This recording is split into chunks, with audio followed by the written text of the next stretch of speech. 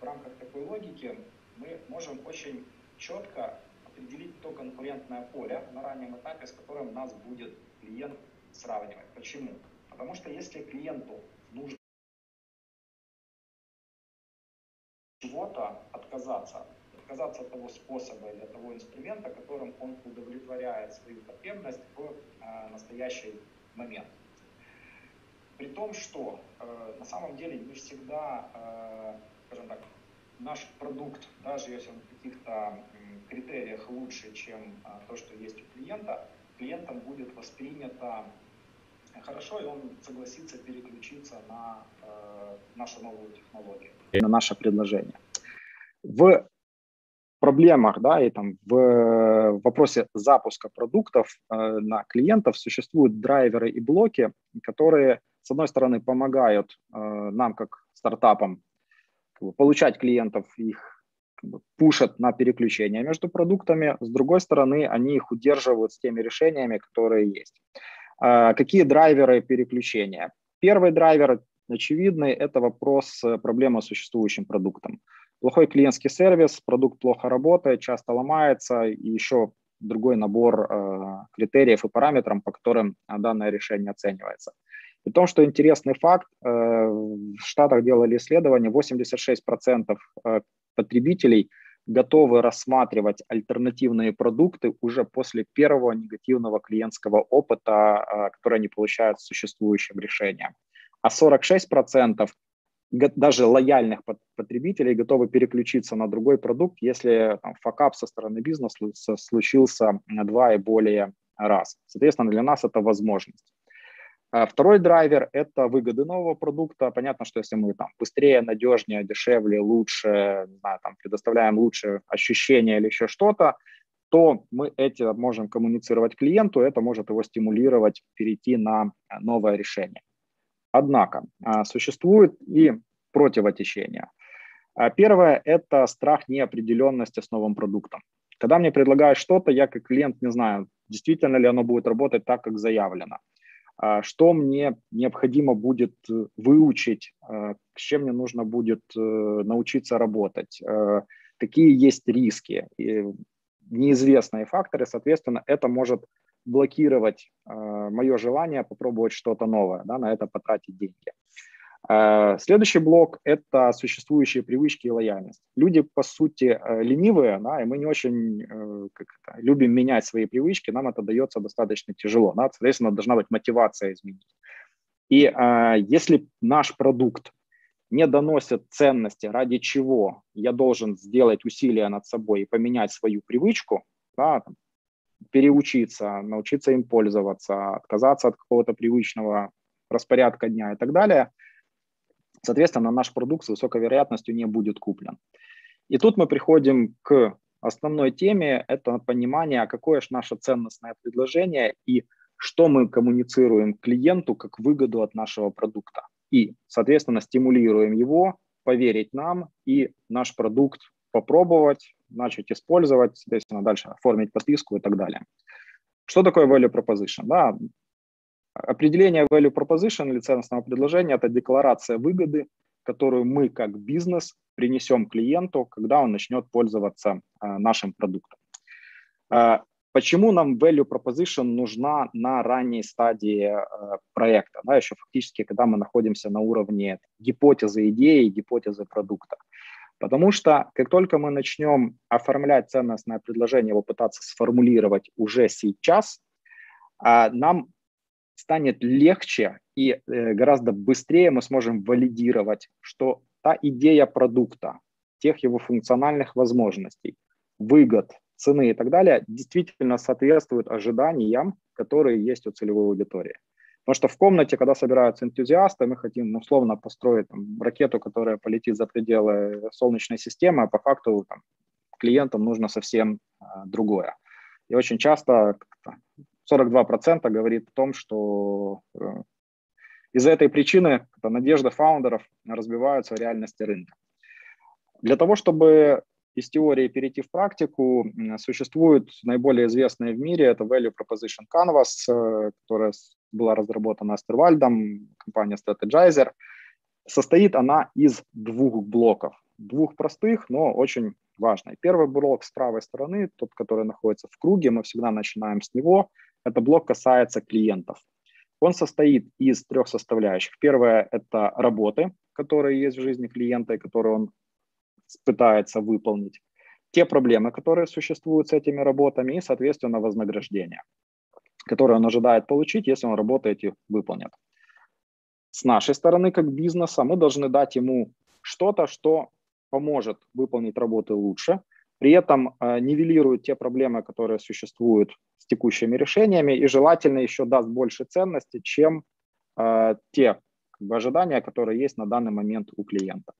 Соответственно, с чего мы начинаем? Первое, с чего мы начинаем, это исследование определения работ. Какие работы рациональные, эмоциональные, социальные хочет выполнить наш клиент.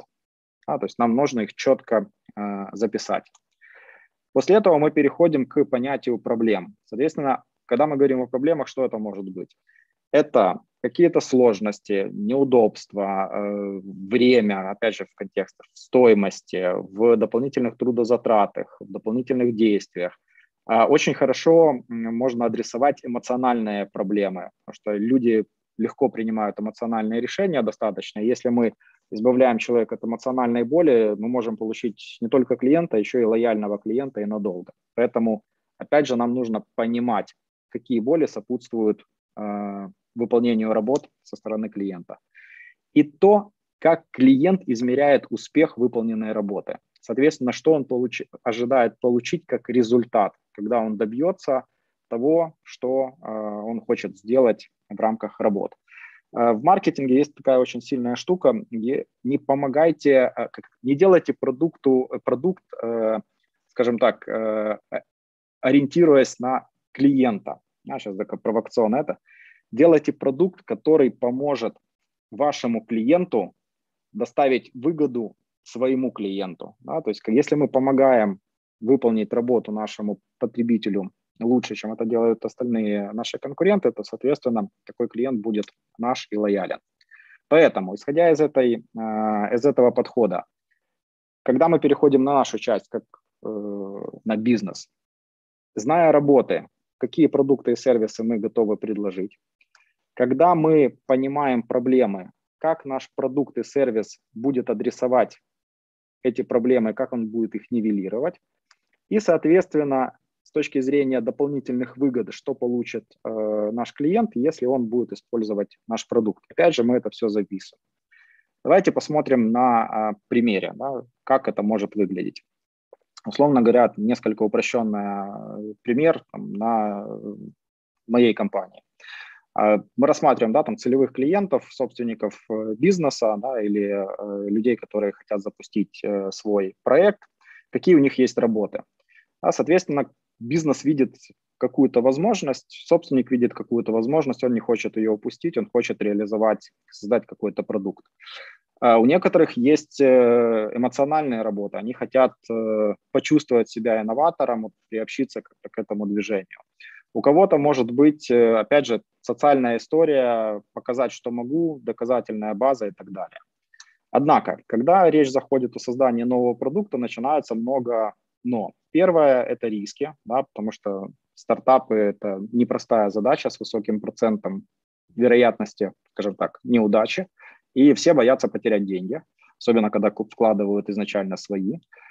У людей может не быть человеческих ресурсов. Если люди из бизнеса, они могут находиться в операционке, соответственно, нет времени заниматься новым проектом, хотя хочется. Не знаю, с чего начать, например, не владеют методологиями или нет определенных компетенций.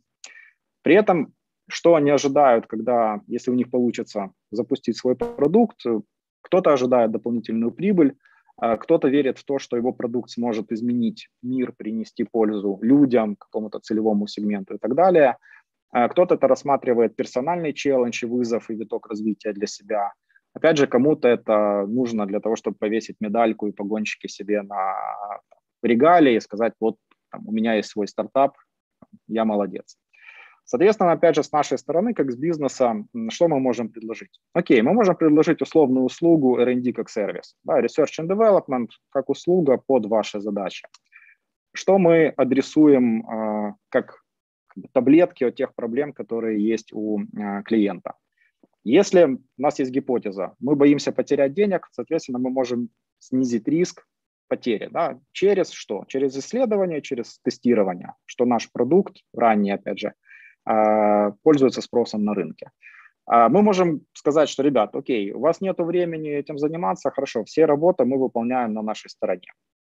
Решает проблему, ну, гипотетически решает. Мы можем сказать, что вы застряли в операционке, вы не знаете, какие возможности есть, давайте мы с вами будем проводить инновационные стратегические сессии, вы будете видеть, куда развивать ваш бизнес. Мы можем сопровождать обучением, обучать методологию и так далее. Но нам нужно еще дать что-то, что люди будут воспринимать как лучшее по альтернативе к существующим решениям. Мы можем говорить, ребят, наша работа, она фокусируется всегда на best user experience, то есть потому что user experience драйвит лояльность, прибыльность и так далее. Мы можем говорить, ребята, вы будете всегда сопричастны к созданию продукта, потому что вы будете участвовать в этом процессе в то время, когда вам удобно. И, например, если вы хотите заработать денег больше и быстрее, мы можем вам помочь с go-to-market стратегией, с фандрайзингом и так далее. Соответственно, вот как-то мы это упаковываем и доносим до нашей целевой аудитории. Наши гипотезы, что такой формат продукта с такими таблетками, с таким вознаграждением будет пользоваться на стороне нашего заказчика. Важный момент. Value proposition может быть несколько. Фактически мы создаем ценностное предложение для целевой аудитории. В рамках проекта у вас изначально могут быть несколько целевых аудиторий.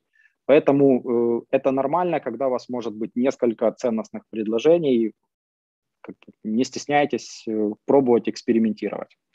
Соответственно, когда мы создали ценностное предложение, мы уже вдохновлены, думаем, что все получится. По факту очень часто то, как мы себе представляем, на наше ценностное предложение будет реагировать рынок, и так, как это происходит в реальности, сильно отличается. Поэтому что мы должны сделать следующим, это протестировать. Чем раньше мы заходим как в продуктовое тестирование, так и в ценностное предложение, вообще в исследование, тем больше денег мы сэкономим, и даже иногда важнее не деньги, а время.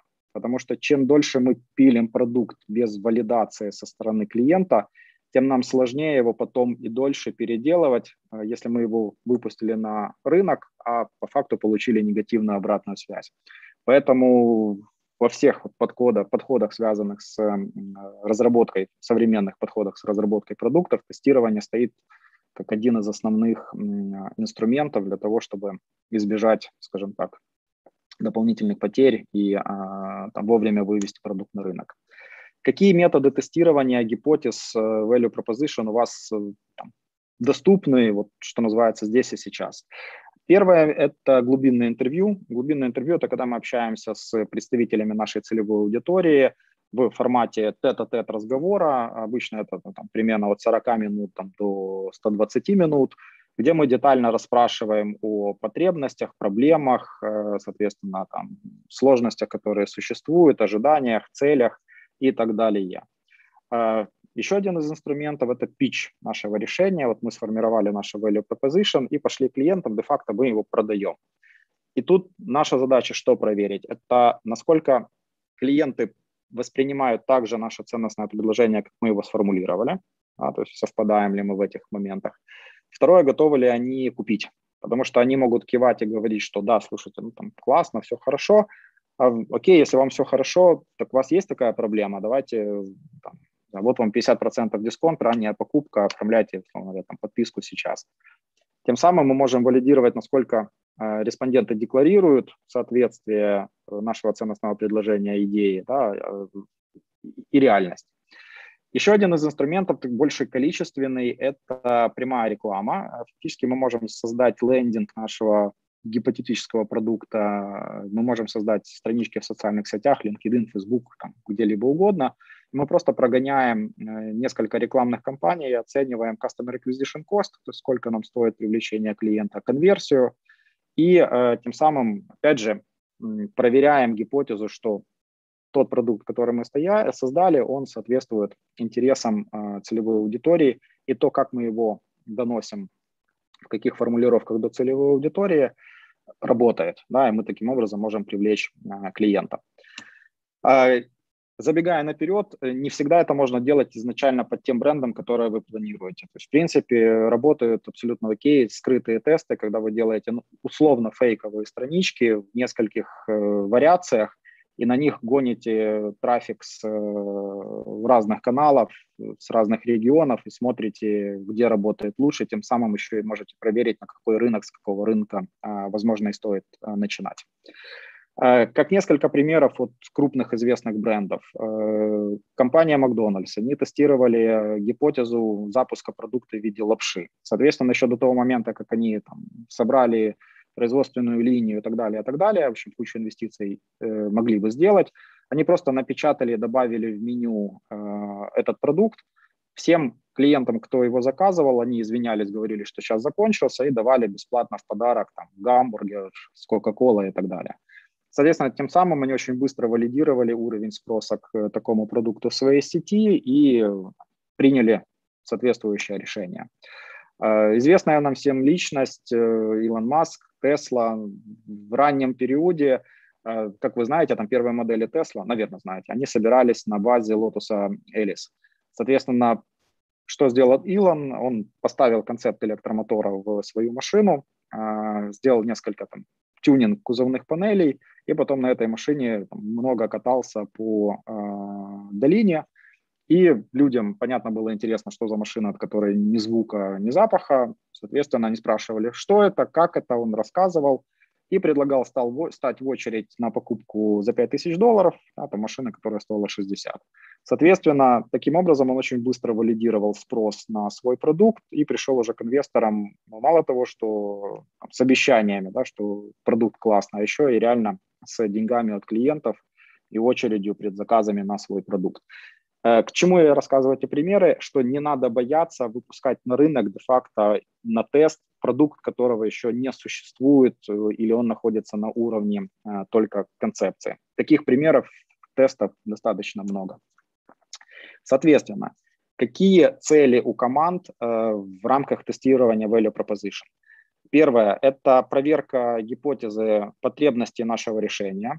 Второе – это понимание со стороны клиента тех выгод, которые мы собираемся ему дать, и то, как мы их доносим.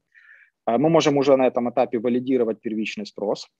Мы можем на этом этапе валидировать первичный ценовой диапазон, если мы как-то себе представляем, сколько этот продукт может стоить. И, что важно, мы уже на этом этапе можем понять первичные барьеры к покупке этого продукта, да, на основании фидбэка, который мы получаем в рамках питча, или на основании фидбэка, который мы получаем в рамках глубинных интервью.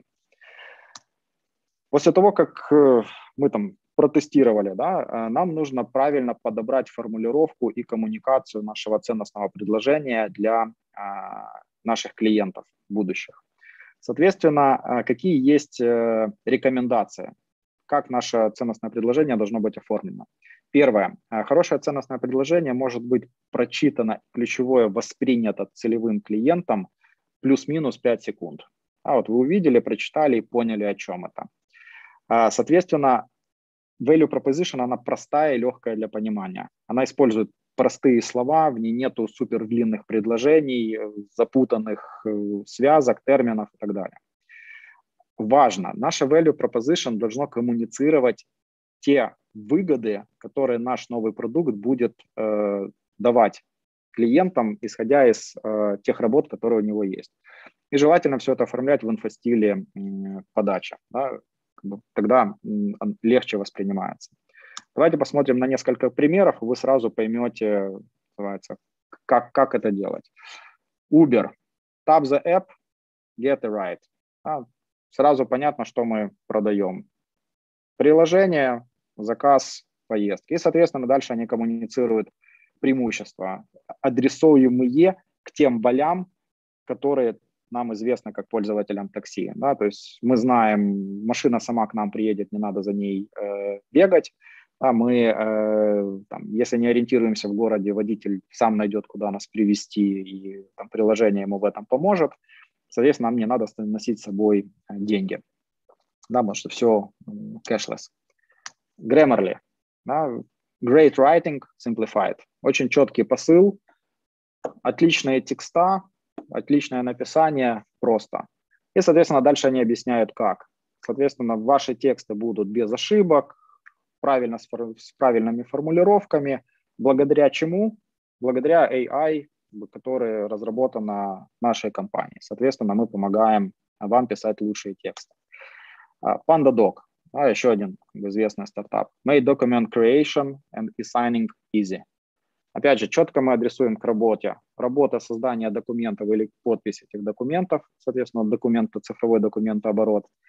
И у них там 3 блока, я вынес 2. Создание документов, соответственно, договора, там, счета.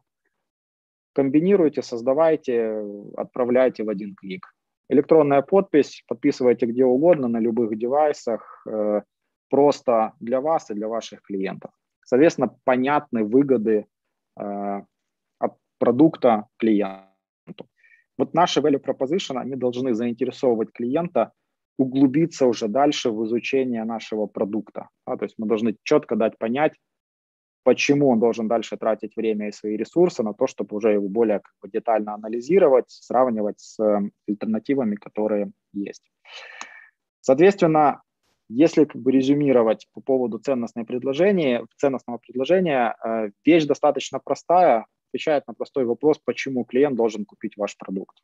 Мы всегда начинаем с исследования клиента, тех работ, которые у него есть, проблемы, связанные с выполнением этих работ, и те ожидаемые результаты, которые клиент хочет получить, собственно, ради чего он эти работы делает, что он хочет получить на выходе. И под понимание, соответственно, этих параметров со стороны клиента мы начинаем адаптировать наше продуктовое предложение, коммуницируя, какие у нас есть выгоды для клиента и как мы решаем те потребности, которые у него есть.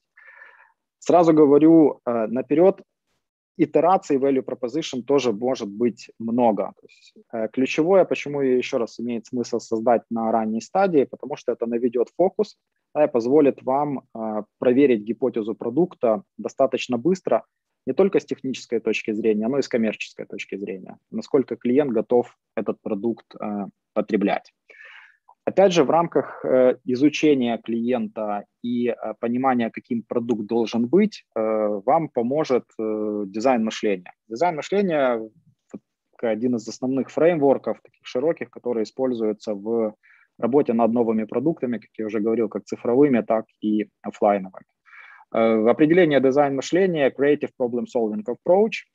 Несмотря на то, что он креативный, он достаточно структурированный, в чем его преимущество как фреймворка, состоит из 5 основных частей. Первая часть – это эмпатия. Эмпатия – это возможность понять клиента, да, то есть не додумывать за клиента, да, как он представляет ту или иную проблему, а непосредственно разобраться, посмотреть на нее глазами клиента. После того, как мы разбираемся с потребностями клиента, нам нужно сфокусироваться над какими основными задачами, работами мы будем в рамках создания нового продукта работать. Соответственно, это этап формулировки проблемы. Следующий этап – идеация, это поиск решения. Да, брейншторм-сессии, это сессия отбора идей, систематизации, оценки. После этого создание прототипов и обязательно тестирование. С одной стороны, процесс выглядит линейным, с другой стороны, он итерационный. То есть мы можем в процессе создания продукта несколько раз проходить по этому циклу. И, в принципе, в рамках этого проекта в рамках этого процесса допускается возврат на предыдущие этапы, потому что мы что-то узнали в следующем. Да? Создавали прототип, пришли новые идеи, пошли команда еще раз их обсуждать. В 2 словах постараюсь вам рассказать чуть более детально о этапах и дать несколько инструментов, которыми вы можете воспользоваться на практике. Первый этап – эмпатия. Да. То, как мы представляем проблемы клиентов, очень часто не соответствует тому, как пользователь видит этот мир и какие проблемы у него существуют. Поэтому задача нас как проекта, как стартапа максимально быстро происследовать, собственно говоря, то, чем живет клиент и какие у него есть сложности. Какие есть методы? Первый метод наблюдения, когда мы становимся рядом или в среду, где наш целевой где наш целевой клиент, согласно нашей гипотезе, там, потребляет ту или иную услугу или пользуется тем или иным сервисом, и наблюдаем, как он это делает, какие сложности у него возникают. Нам здесь интересно, как он адаптируется к тем сложностям, то есть как человек там пытается, не знаю, там, придумать какой-то дополнительный чехол или куда он вешает на электросамокате сумку. То есть, соответственно, как человек пытается вот те сложности, которые у него возникают, к ним адаптироваться. Это один из хороших источников инсайтов, какие продукты можно вывести или каких ошибок не делать в нашем новом продукте, чтобы у человека они не возникали. Следующий метод – это метод мокасин, когда мы становимся на место клиента и пытаемся прожить его опыт. Да? То есть мы становимся клиентом компании, мы становимся пользователями продукта, там, мы заказываем сервисы, не знаю, там, доставки еды, да, быстро, если мы хотим разработать новый. Соответственно, мы понимаем, какие сложности в этом процессе существуют. И третий метод, о котором уже частично мы говорили, это метод глубинных интервью, когда мы с представителями целевой аудитории общаемся в формате разговора 1 на 1 там, в течение достаточно длительного времени, усредненно там, примерно час. Глубинное интервью – вот один из основных инструментов, поэтому несколько лайфхаков, как вы можете сделать это эффективно. Хорошая новость. Нам глубинных интервью не нужно сотнями проводить, да, на начальном этапе особенно. В принципе, для того, чтобы достать около 80% встречающихся проблем у наших клиентов, нам уже будет достаточно от 4 респондентов, единственное, что из нашей целевой аудитории. На нашей практике обычно мы работаем с количеством 8-10, да, для того, чтобы точно быть как-то уверенными, что мы достали все инсайты, которые необходимы. Но если мы делаем быстро, да, и находимся, например, там, в цикле Google Design спринта, когда мы там за 3-5 дней должны от идеи до MVP продукта выйти, соответственно, 4 респондента уже достаточный минимум для целевой аудитории. Важно, в рамках этих респондентов посмотрите, пожалуйста, на так называемых экстремальных пользователей. Кто такие экстремальные пользователи? Экстремальные пользователи – это или люди, назовем так, с определенными особыми потребностями, да, например, которые плохо разбираются в IT, да, или не умеют пользоваться телефонами, для них это сложно. И, соответственно, наш продукт должен быть accessible, да, там, для таких людей, и мы их тоже должны понять, какие сложности у них есть. Или экстремальными пользователями могут быть, например, эксперты, которые очень глубоко разбираются в какой-то теме, они, не знаю, там, первыми скачивают бета-версии программного обеспечения, там что-то с ним, его тюнят, настраивают и так далее.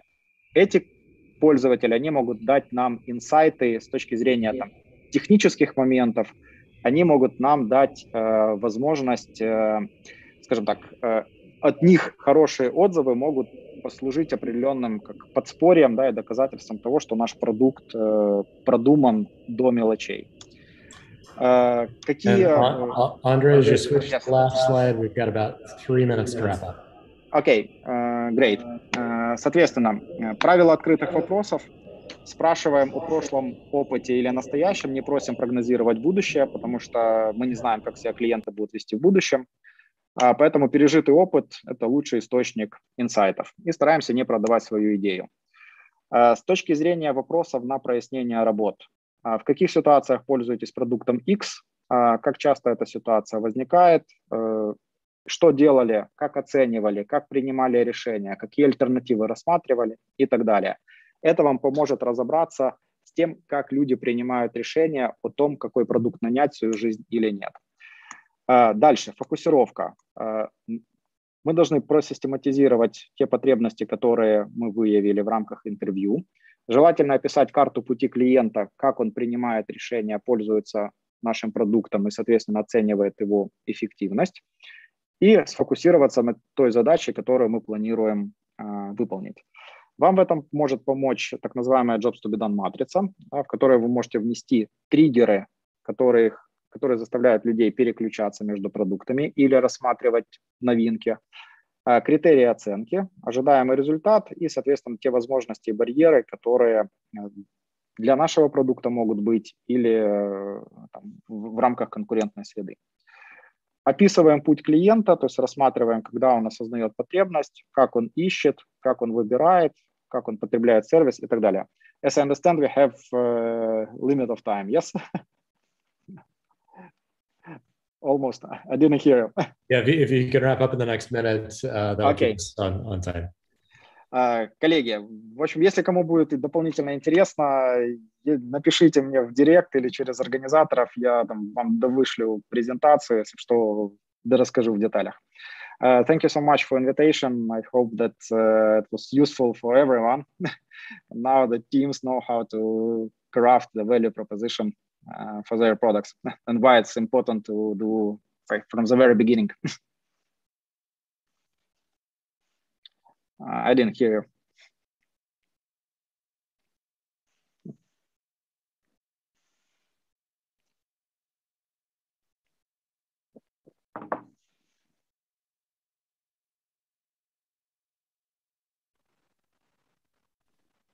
Goodbye.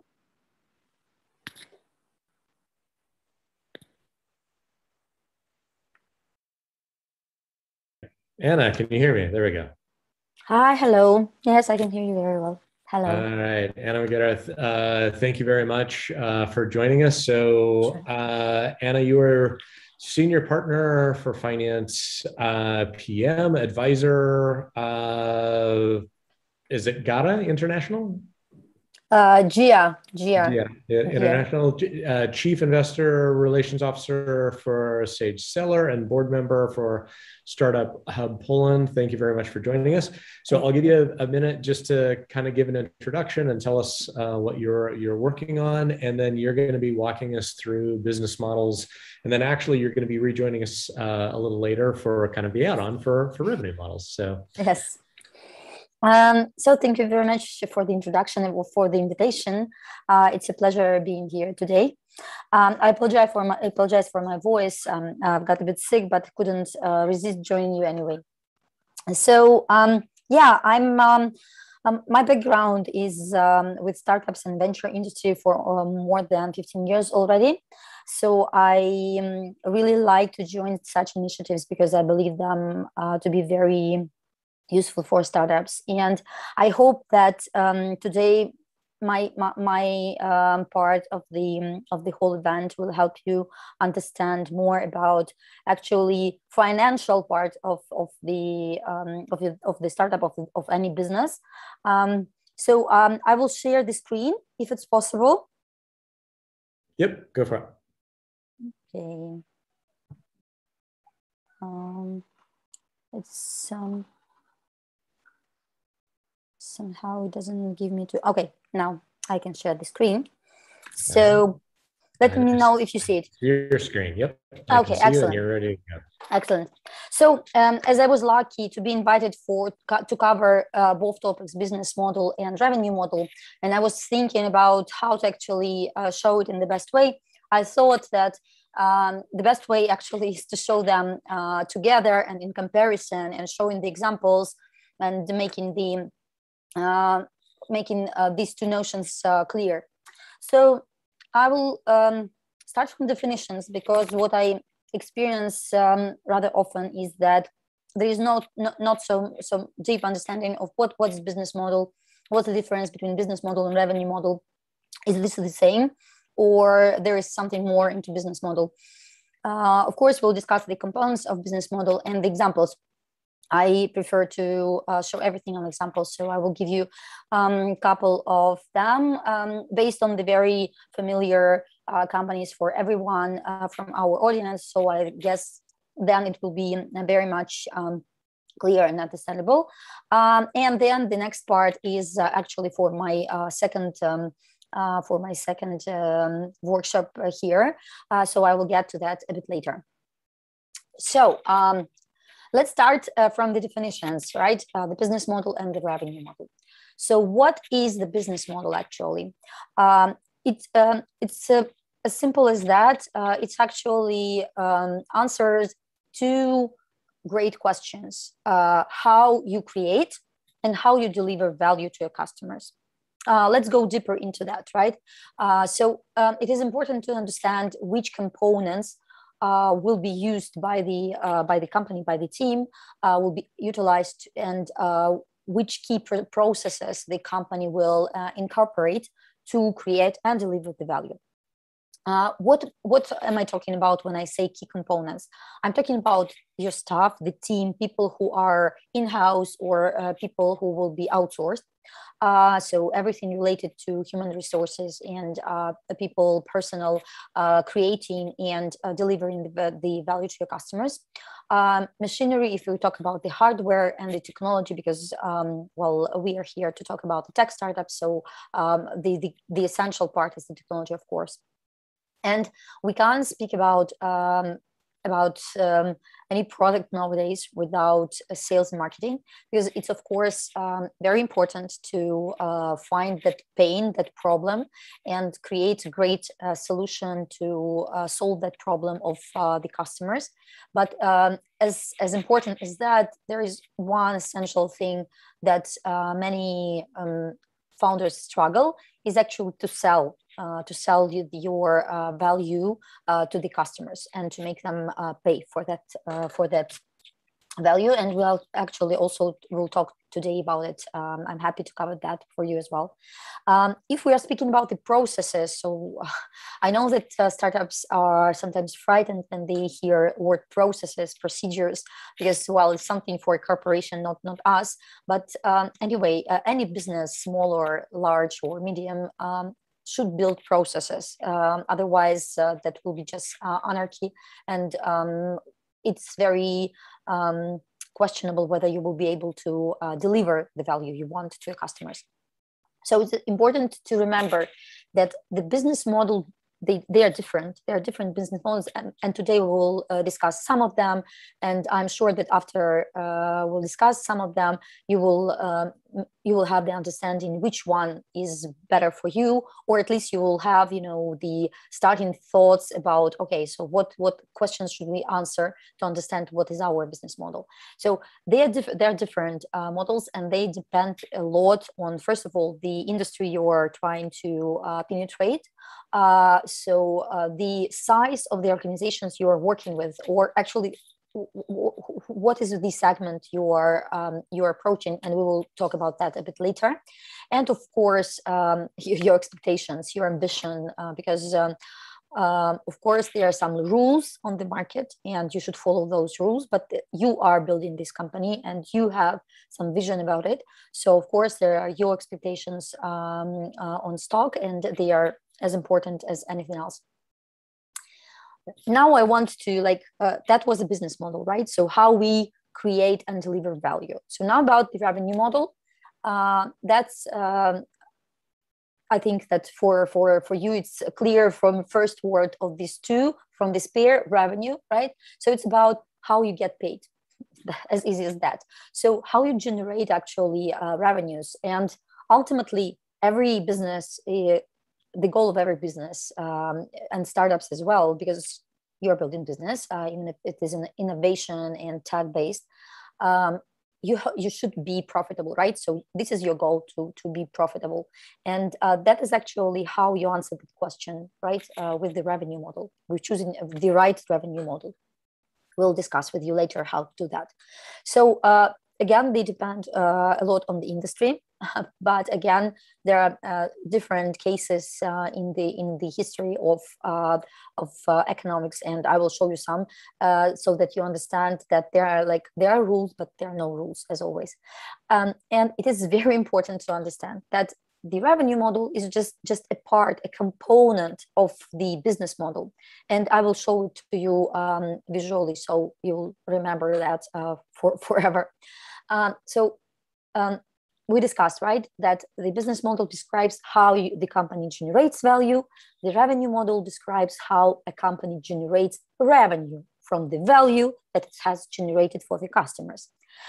So now I will show you on this very simple visual how the revenue model is actually the part of business model. So the business model is if to make it very simple, because there is a much more complex approach to that, and you will also have a workshop for that a bit after me. Yes, but if to make it very simple, there are like 4 main questions you're answering while putting together the elements of your business model. So what are these questions and what are they related to, right? The first question is who. I will start from the center, right? So who, and it's clear. So we are thinking about the audience. So who is your target customer? What is the segment that you are targeting? And here it's pretty obvious for most of you. I think that there are products. We divide the products for B2, like very high level division, B2C and B2B, right? So B2C, it's like you are addressing the end user. So you're selling to people, all the people around. And if you're talking about B2B model, so here you're selling to businesses, right? But there are a lot of other models that appeared with time, because now there are a lot of startups that are actually building B2G solutions.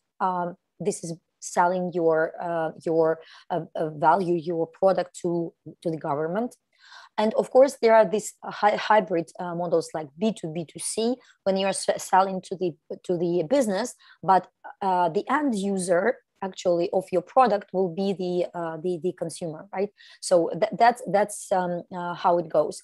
But anyway, we start from B2C and B2B because this is very important, and this decides a lot of other parts of the business model, and you then approach the channels and etc. etc. So who, right? The next question is what.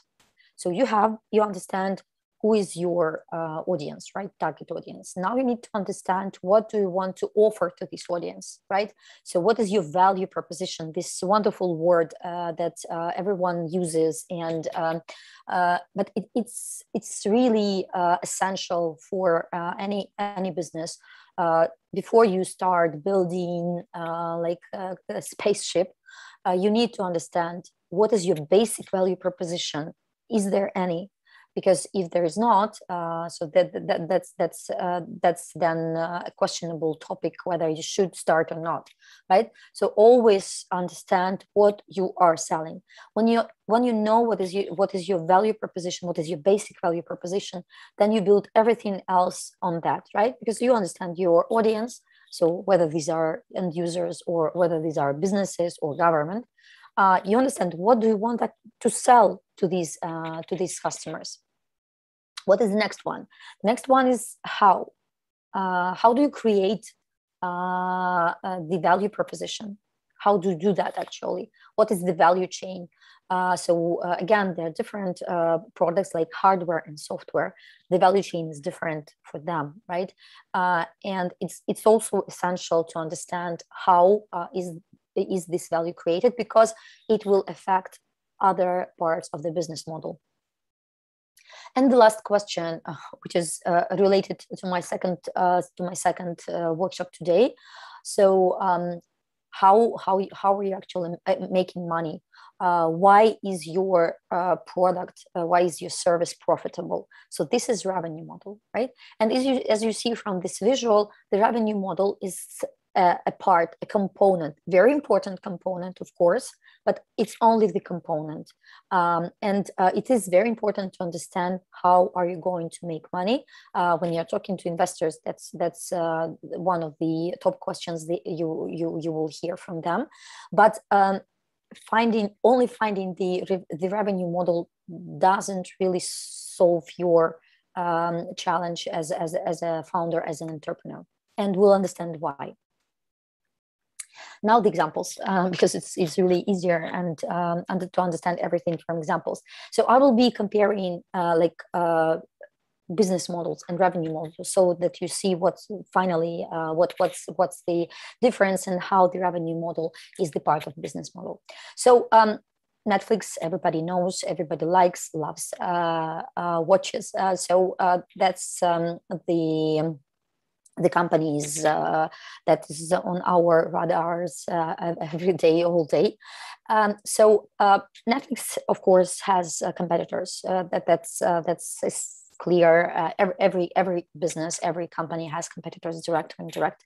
They might have different business models. They might have different revenue models, but they exist, competitors. I mean, so on this example, I will show how Netflix, having this almost the same revenue model as other players, manages to actually be the leader. Why? Because of the business model. That's a hint from me. So let's see Netflix, right? It's we know, because I think that maybe not all of you, but a lot of you are using and subscribe. You are subscribed for their services. So they actually charge subscription fee, right? So this is the model they use, but they, in the essence, they are like charging you for the movie rentals. What about their competitors, Blockbuster and Redbox? These are the companies in the US. So they have the same revenue model. Some details are different because Blockbuster and Redbox, they are like dinosaurs, so to say. They are older, and that is why their revenue model is a bit different. But still, in the essence, they also charge for rental services. Just that Blockbuster charge for each movie, which is not always, as you might understand, not always so interesting for the customer. And Redbox again charge you for the movie rentals. You pay $1 to rent a movie from their mini kiosks. That's the way it is. So as you see, in the essence, the revenue model is different, is the same, right? So is the same. So why then, if the revenue model is the same, why then Netflix is a leader? Why they managed to become what they become? So here now we compare the business model of Netflix and Blockbuster, because Blockbuster and they're very similar. So Netflix, right? We know that they operate 100% on the internet. That's the first thing. And why is it important? Because it helps them to scale easily, fast, right, and with less investments. So 100 on the internet. They have a lot of distribution centers around the country, so they can they can deliver their subscribers overnight. So again, yes, they provide the kind of value that differs from the competitors. Of course, that also they use a lot of technology. That's clear, because they are the tech company, and that helps them to actually maintain the low inventory and but fulfill the subscribers' requests. So that's very important, that they solve that problem, that costly part of of the business model. What about the Blockbuster on the other side? So they have like thousands of retail stores, and so we could say that the representation is better, but they depend a lot on the physical appearance of the customer in their store, right?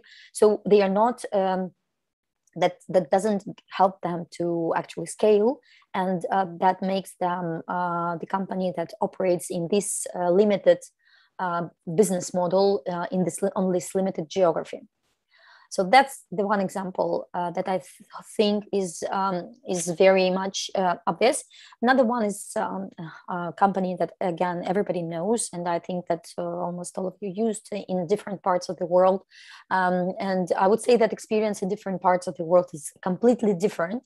But we are not discussing, the product or the service. We're discussing the business model and the revenue model. So let's see. What about the business model of Uber? So remember, there are a lot of questions. So there are a lot of components of the business model, revenue model being only one of them. So first of all, we're talking about the carpooling model, right? So they're providing carpooling opportunities to the customers, and they don't run any fleet or vehicles. That's really essential, because that helps them with the cost part, right? Another thing is important that they are using the tech, they are using applications, so they are using mobile app.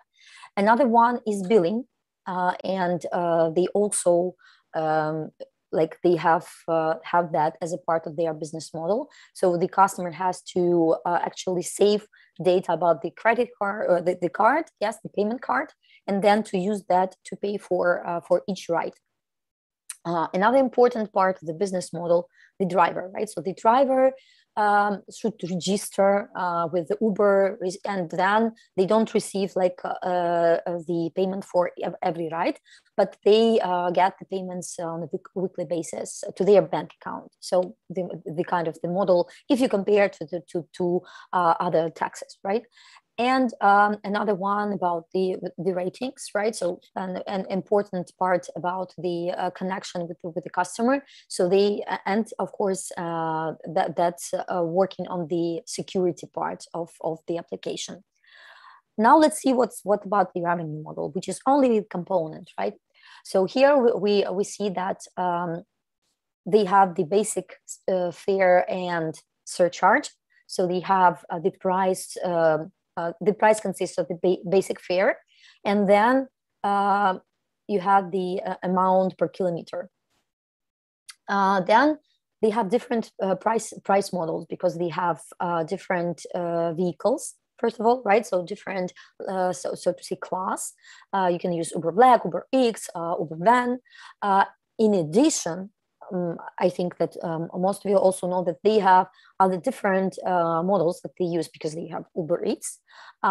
They have Uber Cargo, which is rather, I would say, active now, and they are trying to penetrate the European market as well. So they are active in that space as well. Uber Rideshare, Uber for Business, Uber Freight. So there are different models helping them to address different industries and different customers, right? Because Uber for Business, clear. So this is not about the end user. This is about selling this to business. Another part of the revenue model, right? So this is a surge pricing because depending on the demand on the journeys at some specific time, for example, right, or specific day, there are some the fees are increased, and of course.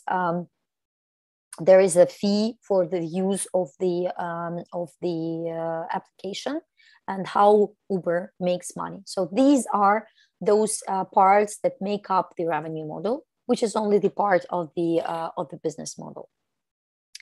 So after this workshop, you will have an excellent workshop about the business model canvas, and this is how the Uber business canvas look like, and you will understand. How business model, yes, what are the elements we've discussed in general, simply maybe more simplified approach, and then you will go into more details of that. And of course, there is an essential question for any startup that is starting the journey. So how do we choose a business model? Okay, so you've mentioned that this is important. Thank you. So okay, now we understand that it's about creating and delivering value and making money, of course, because that's the part of the whole story. But so there are different cases that already success cases in the world. But how do we approach as a startup? How do we approach that when we are deciding what will be the business model for our company? So what is important? First of all, there are a lot of other players in the industry, right? And there is nothing wrong to look at the existing players and see how they are approaching this topic right now. So this is the first thing that you can do, right? You can just look around.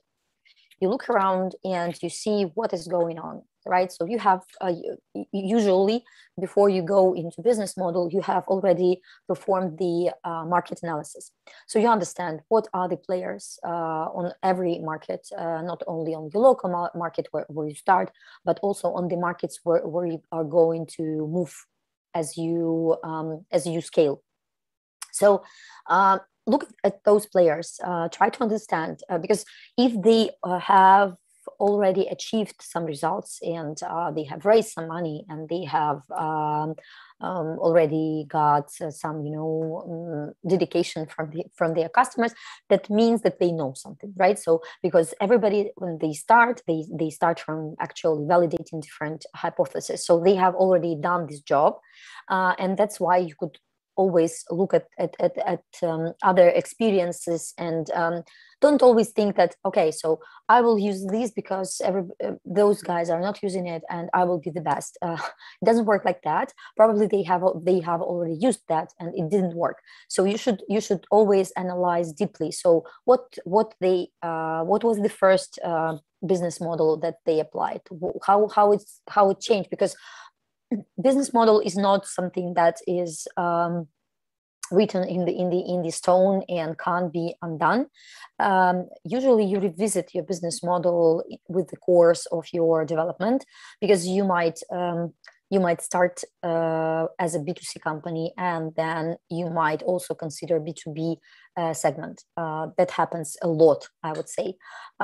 You could start from B2B and think that that's the best way for you, and then with the time you understand that it's not working, so, and you revisit the idea about B2C. So there are many shifts like that, and they are also seen on the players that are already in the market. So what I've definitely advised to you is to analyze what is going on already on the market and see the history, right? So how it worked already for others.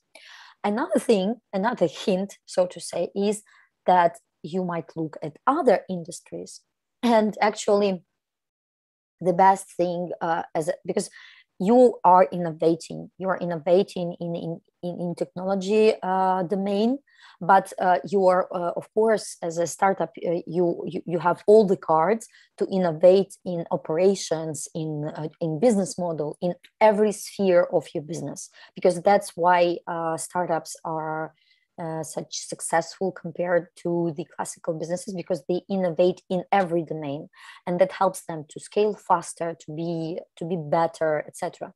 So one example how it might work. So Booking.com used the model of online marketplace for the hospitality industry.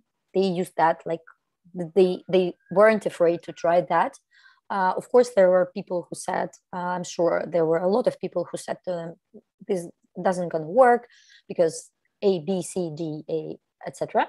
But they tried, they implemented, and it worked. And we know other players who are trying to repeat, make something better than them, but they did it. So open your mind, open not only eyes, but open your mind and analyze everything you see on the market. Another thing that you should keep in mind when choosing a business model is that if we are talking about a startup as a business within innovative business, you should always think in terms of scalability. That's like essential.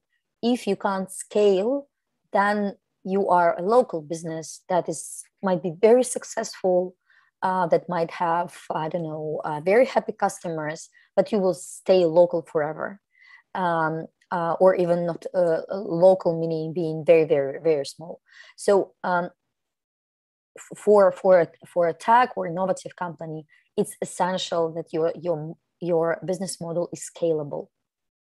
And of course, this is why actually the majority of successful startups, they work in the digital world. Right, so as we've seen with Netflix, right? The first message about the business model was, okay, so they are 100% internet based, right? So they are digital. They are not as much as Blockbuster. They are very much dependent on the physical presence and physical visit of the customer to their store. And that's it. This is just kills the scalability at the starting point. So scalable, right? So first of all, look around, see what is going on and what works, what doesn't work, why. Analyze. For entrepreneur, the most important skill is an analytical skill. You have to analyze a lot of data. Think in the terms of scalability, never think locally, because if you say to yourself like an excuse, well, this is the start, we will start small and then we will think how to scale. That's it kills it, because what I've seen the teams that started small steps, and then it was like, okay, so that there was a point in time and it was right time to sit down and consider scalability, but the mindset is already local and it's very difficult to shift afterwards. So if you decide that you start local but then you scale, but you understand how you will be doing that from the start. Another one is that your business model is based on many important things, like understanding your cost structure, understanding your pricing, understanding your market channels. Because one of the terrible things that might happen is that you don't understand your unit economics, and you put some price tag on your product, and you start and then you see that it doesn't work. But why, you ask yourself? Because you didn't make the first and important exercise at the very beginning, like calculating the unit economics, understanding that this is gonna work. I mean that you should understand, okay, so I've had a very funny case when a team came to us as a mentors, and they said, guys, we have decided on everything, just want to have your opinion on that. We've looked at numbers, they seemed very, very weird to us, and we just asked them, okay, guys, can you show us the numbers that you've calculated? Is it which numbers? Well, what are the costs, the planned costs? What is the structure? How it's going to work? Say, oh, well, we did some very high level, but our competitors, they have the same. So why bother? That's very bad because well, you don't know everything about your competitors. You sometimes maybe you have some insight, but still you don't know everything, and that is why the worst thing is just to say that's what they do and we will do the same, and this worked for them, so why not for us? You should understand what is your cost structure, how are your channels going to work, how this is going to work for you, and only then choose that, okay, this business model is something that we can scale and it will work, it will have economical sense at the end, because the unit economics works. And the last, right? So these are very I try to generalize, not to give you like 20 steps or 20 advice on how to do that, but these are essential. If you don't do that, then it's a question how right the business model will be. So the final one is understanding your revenue model, right? So we will talk about that on my second workshop. We will have a chance to discuss that. I will show you what are actually the approaches that are already there, and what are the advantages, disadvantages of every approach, because it's always like that. It's never like white and black. It's always something good and something bad, and you have to choose wisely, because you have like not only revenue model, you have other components, and only having all those components together, you can make the final decision. So yeah, we will discuss in details, but on a very, very high level approach, like you can divide all revenue models into those when you sell the ownership with one-time transaction, and when you sell temporary access to your product or service. This is on very, very high level, but we'll speak with you in details how it's different, and how it depends on the again on the industry, or on the some specifics of your operations.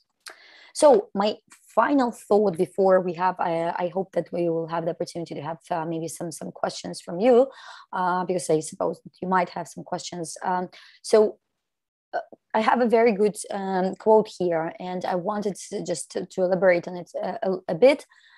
So as I said, yeah, it's very important to understand how you're going to make your money.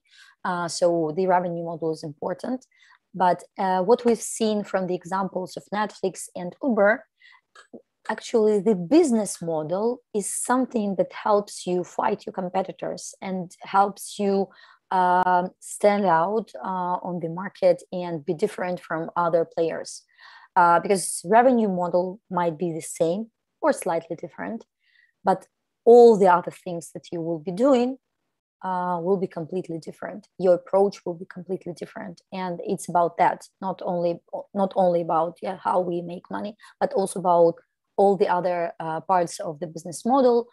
Who is our audience? How do we actually generate the value, and what is the value that we generate? Right. So all these components they make you unique, and I think that all of you already know that you are unique. But if to speak about your business and if you want to succeed, you have to understand that you should build your case, right? And to build your case around answering all the questions. And I suppose the next workshop will help you with the business model canvas to do that for your specific startup.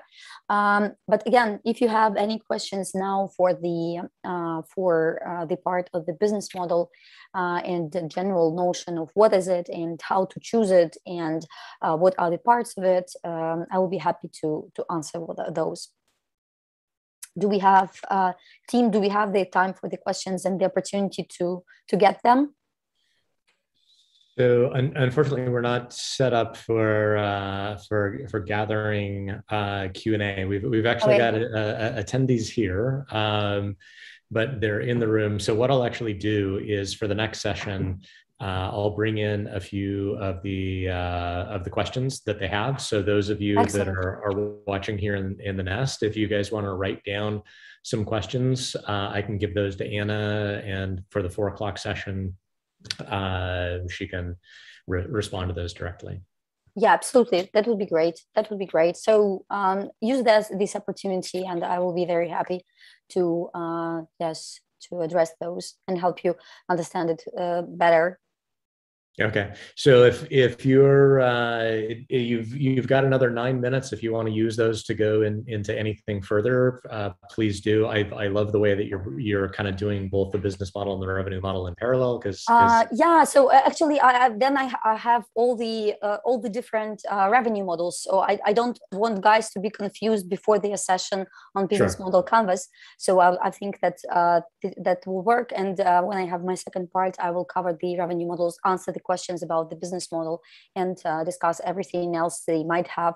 And again, if we can also use this opportunity to ask them to give their questions on the business model and revenue models as well, because I think that if they are already validating something and they are experiencing some challenges about so what to choose, how to choose it wisely, and why this and that, what is actually working anyway for others, right? And unfortunately, not always entrepreneurs think about this obvious thing that you can actually look at others, and it might work at the beginning, at least, if you can't come up with some specifics for yourself. And then in the process of validating it with the customers during the customer development, you can understand, okay, does it work? Will it work with them or not? So that's the way. All right. And so if you want to wrap up there, I actually see Javi DeSantis for the Lean Model Canvas is joining us in the waiting room. So we can just transition to him a little early, because he's going to have a lot. He's going to have a lot to go through. Yeah. So, yeah. All right. And then I will be back. And then I will be back. All right. All right. So we'll see you in a little more than an hour. And thank you very much. Very insightful. Can't wait to hear about part 2. Thank you. Talk to you soon. Bye-bye.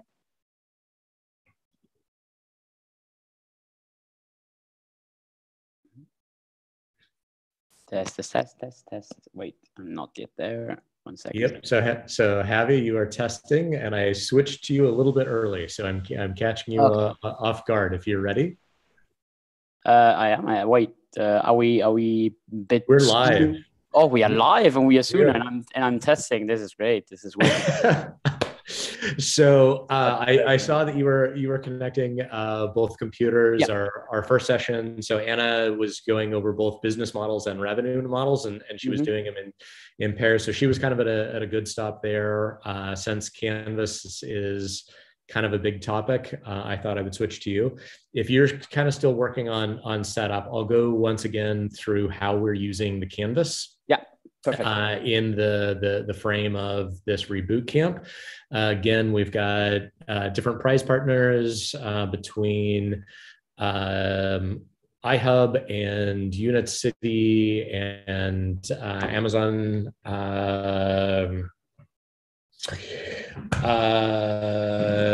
Web Services and Home of Startups. Actually, Home of Startups is going to be connecting a prize to the Demium All-Start Week, which is going to be happening next week.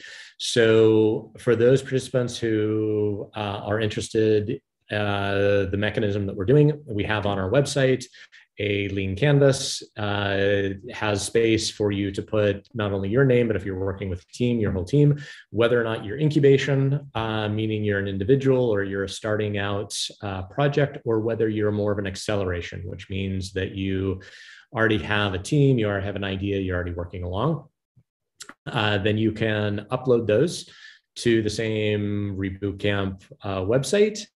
The deadline for those submissions is Sunday morning at 10 o'clock Ukraine time. And we have a pool of judges that is going to be filtering all of those submissions down to a group of finalists. And then we have a judges panel who is going to select their top choices. And they will be going through in a session tomorrow at 2 o'clock, or no, sorry, at 1:30 local time. And they'll be giving feedback on a couple of the canvases of what was good, what could be done better. So that is kind of a quick overview of the canvas. And as I mentioned in the welcome, the canvas should be considered a live document. It's not something you fill out once and then walk away. It's something that you keep going on in the evolution. So I'm not going to take away from Javi's thunder. Let me introduce Javi DeSantis, who is one of our hub managers in Demium. He, similar to me, works across many of the different offices, supports many of our different staff. I will just say Javi is amazing. I have the utmost trust and respect in his business acumen and his skills, and I'm also very proud to consider him a friend. So with that as your setup and introduction, Javi, take it away.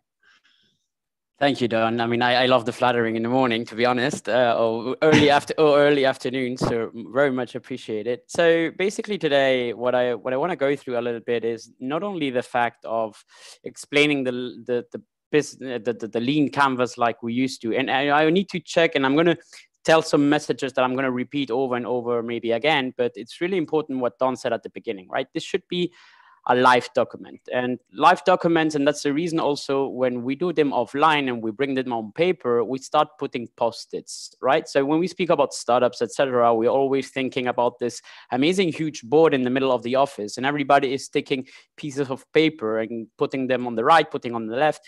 This is basically what it should be, right? Because it should be everything live. So it shouldn't be written in stone and then handed out over as, okay, we are done, that's it. Because sometimes when you think about something on Saturday afternoon, then you let it freeze for a couple of minutes, a couple of hours, you let it freeze for a night. And then when you come back at it at Sunday, 6 a.m. in the morning, then suddenly everything is changed. And then you start speaking with the team and you start figuring out something for new, right? So basically this conversation is going to be more of a conversation, because normally I don't want to do this, this huge monologue. But I do want to stress a couple of the things out, right? So first thing first is about what I'm about to say and what I'm about to speak. It's important to doubt, right? Because I think that we cannot move forward as a society if we just blindly follow words that are written on a book. There is a lot of literature regarding startups. There's a lot of literature regarding lean canvas. There's a lot of literature regarding about business models, etc. but it's important that we questioning the whole time what it's next, what is it about, because it's important that we move forward, and then while we're asking questions and while we are doubting, it's the way of making better models, making better methodologies in order to keep on working in this industry or in other, right? So that's why everything that I'm about to say, don't take it as, you know, that is stone. I'm going to explain a little bit, couple of the things that we have while we do the lean canvas. But first things first is we need to understand a little bit the introduction and why we actually built lean canvases in the first place. Then we will move to two assumptions and two innovation assumptions that we need to take care before we actually start a lean canvas. Let's say it's kind of a huge tip before you actually went and start doing the lean canvas as up. And then let's actually go to the gaming board. I call the lean canvas the gaming board because at the end of the day, I enjoy my work so much that I feel it's a game. I enjoy it so much that it shouldn't be work. I consider it a game. So I call the lean canvas my gaming work. And my gaming board. And that's the way we work with the startups. It's the way we work when we do different projects, or even when we are not an entrepreneur, but we are an intrapreneur. We also use the gaming board. So within Demium, and Don is actually, I think, a good measure of that. I actually have used the lean canvas within Demium to identify problems within the company and to see what I can do better, processes that can be better, and then try to tackle those solutions. But I've always done them through the lean canvas model, right? And then let me share. Let me actually jump in there, because I do want to make a point, and you're talking about doubt, is we're using the lean model canvas. There's also the business model canvas, and there's a few other frameworks. Yeah. So as far as that doubt in Demium, we like the lean canvas, at least in most of our offices. We still have some that like the business model canvas.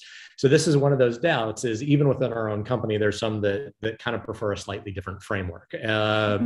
So it's not to say that one is better than the other. You know, for the most part, this is the tool, the lean canvas that we prefer. But just to say, to simply throw out, there are other methodologies out there. So that's the first doubt I'll throw out, and then I'm going to let you take over. No, absolutely. But it's really important to stress that out. And there is no key, like there is no one which said this is better, divorce. It actually depends on the industry and depends on what you're doing, to be honest. Absolutely.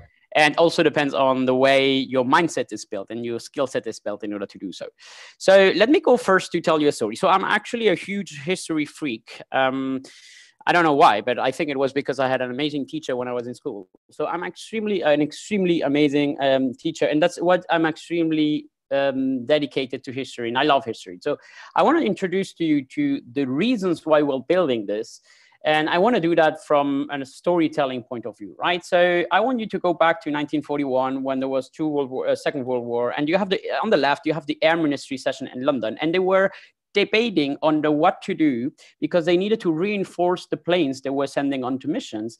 But the thing is, they couldn't reinforce the whole plane, so they needed to decide which parts of the plane could they reinforce and which part could they leave open, right? So they started tackling, and every single time the plane was coming by, they were just measuring the bullet holes the planes were receiving. If you know this case, it's actually applicable to a lot of things. But if you know this case, please bear in me and let us finish, because at the end of the day, I do want to do the following on the lean canvas. The planes were coming back, and they divided the plane into 4 different parts, right? They divided it through the wing, the semi-wing, the body, and the rudder. And basically, when they were looking at it, they were like, okay, they took all the aeronautic engineers and they were discussing which was the most important part of the plane to reinforce, right? But then there was an amazing person called Abraham Wald, who was actually a Jewish person who went to the US, but then came back to London to help the RAF, which is the Royal Air Force. And this person immediately saw the picture and said, guys, you're doing everything wrong. You're not actually looking at the places you should reinforce. You're looking actually quite the opposite. You're looking at the places where the planes landed, and the missions, either successful or not, the plane didn't crash. The plane actually landed on the airfield, meaning those parts where you don't have a bullet hole, that's the part where you should reinforce. At the end, they started actually reinforcing the body, because I love the story, and I went through trying to look for all academic papers to try to tell me exactly what they actually did, and they were starting to reinforce the body of the airplane. And then when this guy came by and started telling them and explaining what they were doing wrong, then they started actually to reinforce the part of the engine, etc., because they realized the moment the bullet was going through the engine, the airplane would not come back to the airfield. And this has a name, but at the same time, I always like to point that out and say that this name is survival bias. And we do that a lot, right? Which is the logical fallacy that focuses on the people or things that pass our selection process, while we ignore the things that we don't. And that actually results in something which I love in English, and it's a word that I love in English, which is cherry picking. And I do that a lot on the Lean Canvas, and I do that a lot also on business models and on understanding how actually the standard point on the industry of startup world works, right? And after saying that, I show you this, right? That is confirmation bias. That is survivorship bias. Probably most of you have actually knowledge that this book exists. Probably some of you actually read the book yourselves. I read the book myself. I actually enjoyed it. But I bet whatever you want to that you don't even knew this book was actually there, because of course it's not the success case, right? This book had 4 copies sold, and in my family we are 6. So it's just to give you a standard point of how successful this book was, right? But that is exactly what I mean by that. It's the fact that we tend to forget that at the end of the day, 9 out of 10 startups fail.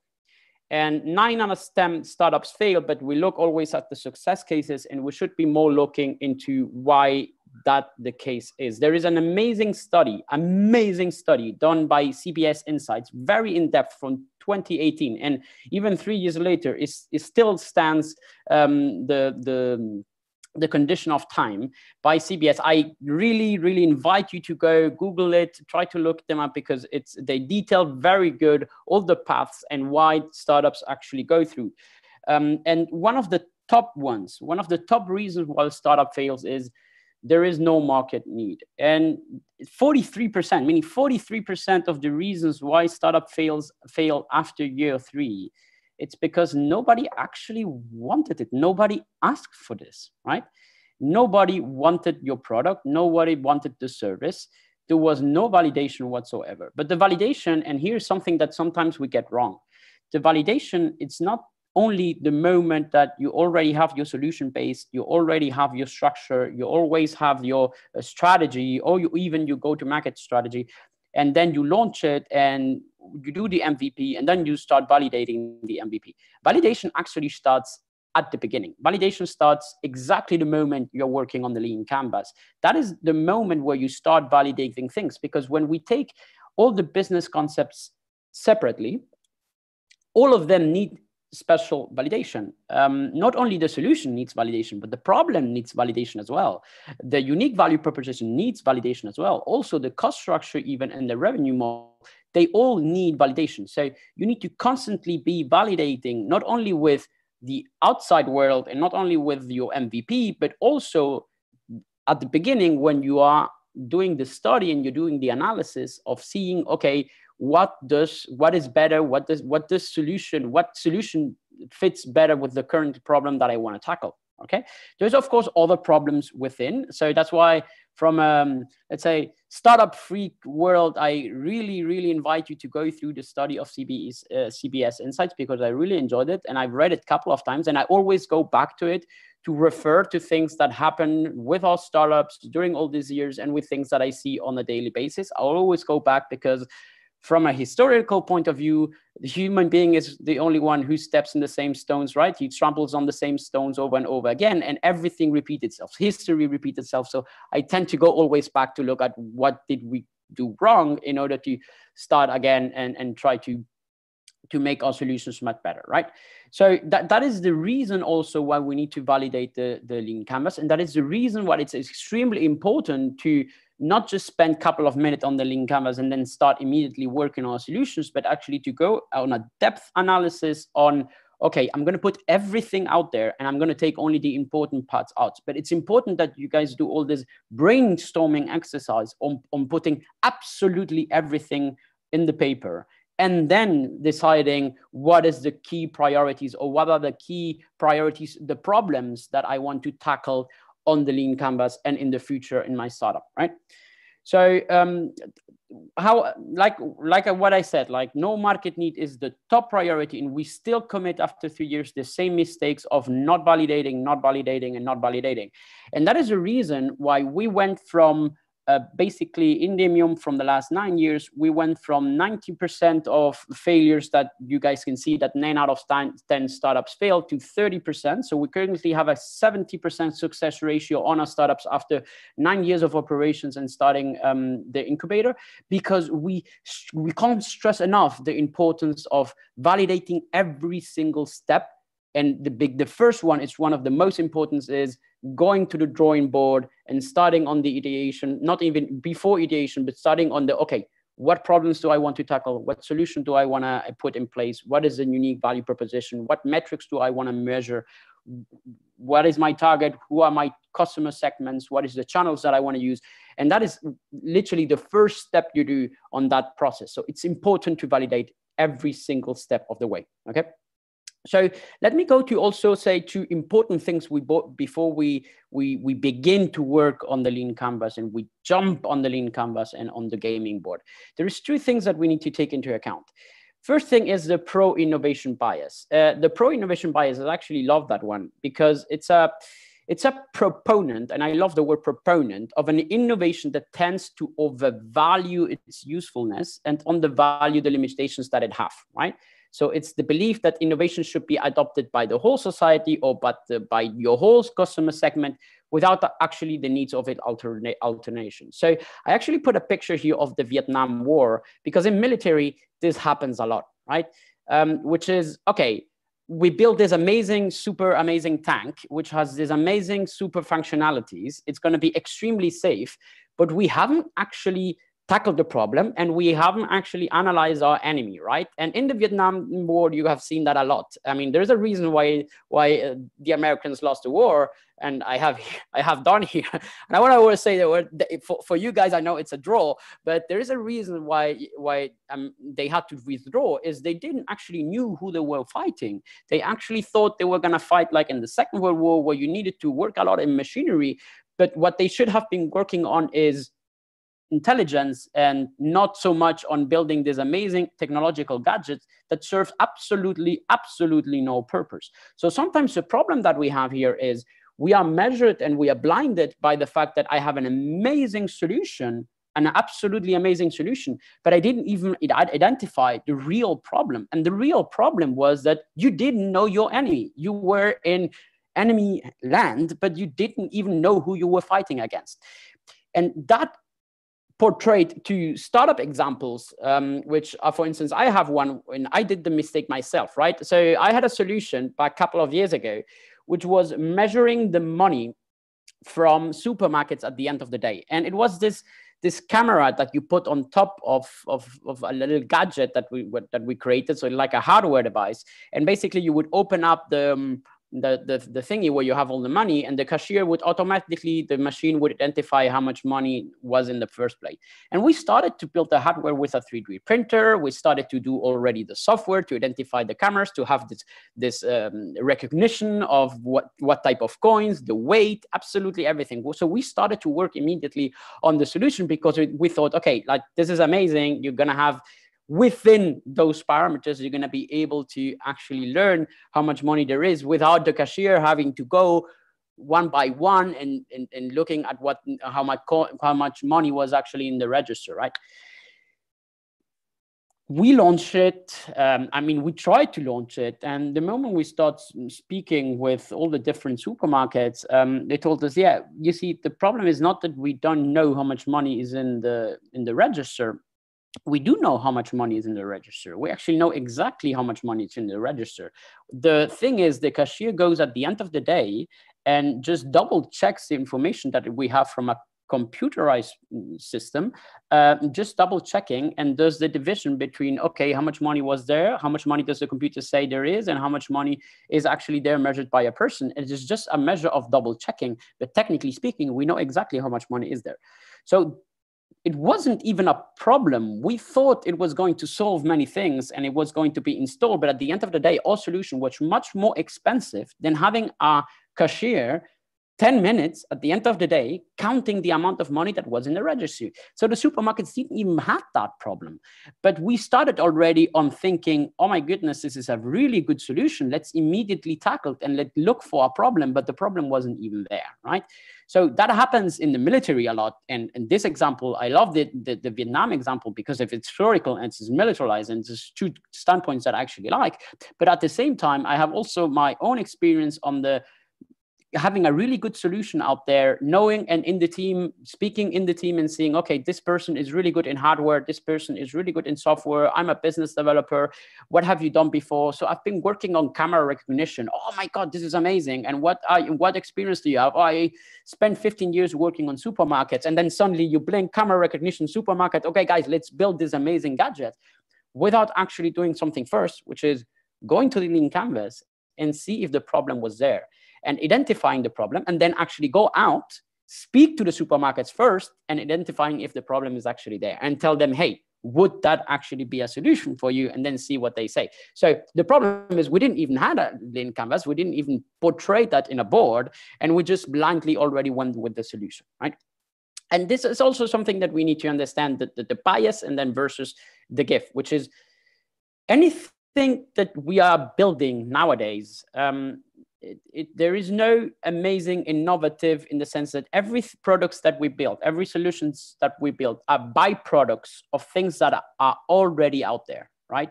I have an example at the end of the presentation about Airbnb.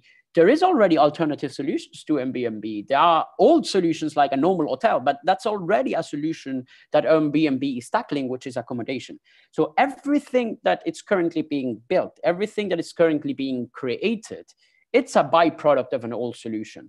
And so you don't gonna invent the wheel. You need to work on, okay, let's build a wheel which is different, which is gonna help me out going through different terrains without having to change the wheel. So let's create a new wheel. But the wheel itself, you won't create the wheel, because we are working on solutions which are all derivatives of solutions that are already out there in the market. So the first thing we need to do, once we have identified the problem and look up at the alternative solutions, is trying to see of a standpoint that would make it a little bit better or add another customer segment in order for that solution to be specialized on what we want to do, okay? So let me move forward because my computer is a little bit slow now at this one. But so this is something called solution starting, right? And we shouldn't be doing solution starting. We should be doing problem starting, which is basically what I want to go with this second chapter of the presentation, which is building a key to a door that doesn't exist is not what we're going to do during the weekend. It's not what we're going to do today. It's not what you guys are going to be delivering tomorrow, right? And this is really important that we stay with the phrase, let's not be solution started, let's be problem starters and look up our solutions afterwards. So love the problem, which is the important part. All right. So let me go a little bit more now in depth with the lean canvas itself. And I'm going to do that always with an example, right? So I'm going to do first with a very, I like the example because it's not something that you can see out there, but then I will also lend that to and do an introduction directly to the example that I want to give you, which is the Airbnb example. But if you may need some other examples related to the lean canvas during the day or tomorrow, please do let Don know. I have some other examples that you can look up to in order for use to inspiration. And going a little bit with what Don said before, there is different ways of portraying. There's different ways of putting everything in the dashboard. So the oldest way, which is when the work methodology that we have, what's still waterfall methodology, we built this amazing business plan. And I need to say, you guys are in luck, I think, because in Spain, for instance, and that's where I'm actually from,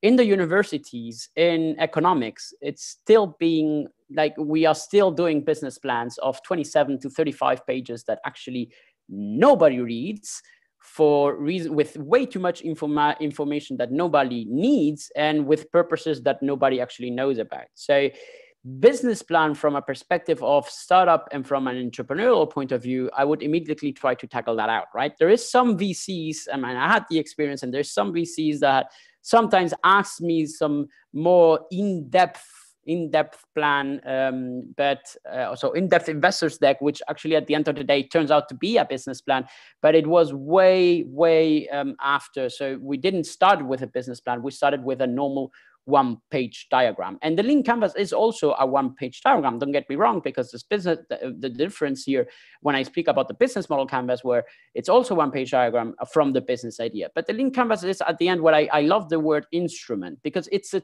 tool that you should be using. And the cool thing about this is it's not something that you hand over today and tomorrow you forget about it. Actually, normally what we do is we go back to the lean canvas even after 4 weeks, after 5 weeks of starting to develop in the product. Even more so, furthermore, I have cases, and we have startups where we have been working with them, and 5 weeks or 4 weeks before going to the fund, and 5 weeks before actually presenting to VCs and to investors, we went back to the lean canvas to see if, okay, does that make sense? Is that KPI exactly what we're looking for? Is that alternative that we put into the problem really there? Or is there a new problem that I raised during this time? Is there a new solution? Or do we have any more competitive advantage that we didn't have before that we now found out that we do? So it's at the end, it should be a complete overview to have a total understanding of the business model from an integrated point of view, meaning that you're looking at that from the dashboard perspective and you can go back to it every single time. And it makes the understanding of the company as a whole. So if I take now the lean canvas from a startup that has already received funding, I will understand what they want to do in a very simple one-page diagram, okay? So you have this in front of you and you receive this little canvas in front of you. And I'm going to go over a little bit to explain each part maybe a bit individually, so that the moment when you start working on it, you will have some more facilities and some other examples as well, where you can highlight, or you can take information or take inspiration from. There is a word I was looking for. So we're going to start with the problem, and here you need to list all your problems, meaning list all the problems that there are out there, and then you do a prioritization on those ones. But it's important that you list all of them. So take, for instance, if you want to speak about the fact of let's take the cashier example that I did before, that I said about supermarkets. I would try to list now all the problems that they have in the supermarket itself, and then I would prioritize those who I actually want to tackle. So if I go to the supermarket and I speak with the manager, okay, tell me all the problems that you're currently facing and all the problems that you want a solution for, but you cannot find a solution, or the solution that you're currently looking for, because I want to create a byproduct. Remember that the solution that you currently actually have in place is not ideal, or is not covering all the solution to that specific problem. So list all the problems that you have. And here it's really important that you go out and you talk with those people. You get the real value of the problem from the people who are actually suffering the problem. If you're suffering the problem yourself, so because you have experience in the industry, or because you work or you used to work in a company that actually had those type of problems, even better, because you can relate to them. So most importantly is, okay, what are the problems that I think are worth solving? And let me go tackle those problems first. Put all of them in the list. That's why you actually have an online document, so that you can edit it, you can go over, and you can put a one-page, A4 page of problems, and then you list you list the prioritized problems that you want to tackle, right? Do I need to put 5 or 10 different problems in the canvas? Absolutely not, okay? You can put 1, you can put 2, you can put up to 3. As long as the solution fits all the 3 problems and would solve all the 3 problems, that's going to be fun. But it's really important that you link that the solution that you're going to put in place is going to solve all the problems that you put in the lean canvas. So please do not put problems in the lean canvas that your solution is actually not tackling, okay? because that wouldn't make any sense. It needs to refer everything to the problem itself, okay? And then put at the end of that little box of problem the current alternatives that we have. So in the example that you're looking, we're actually going to use gifts, and we're going to use Santa Claus. So I'm going to explain Santa Claus to you in a lean canvas, right? So some of the problems that we have in Santa Claus is that some children are not receiving presents for Christmas, right? And we have current alternative solution, which is, of course, the parents are buying those children the gifts, right? But it doesn't tackle everything, because there is still out there in the world a lot of children that in Christmas are not receiving gifts, right? And then I can go in depth, because the problem is the fact that not everybody is receiving gifts, right? Then I can tackle and I can go in depth, and I can see, okay, why are they not receiving gifts? Okay, but that's another story that I want you to put you to side, because here it's important that you say, okay, this is a problem. Don't explain me why the problem exists. That's something that will come afterwards. But do tell me, okay, they are not receiving gifts. That is the current problem, all right? When we go to the solution, you need to outline the possible hypothesis. And why do I say hypothesis? Is because, like the first thing I said in the presentation, it's all about validation, validation, validation. So the moment you put a solution, you're actually creating a hypothesis.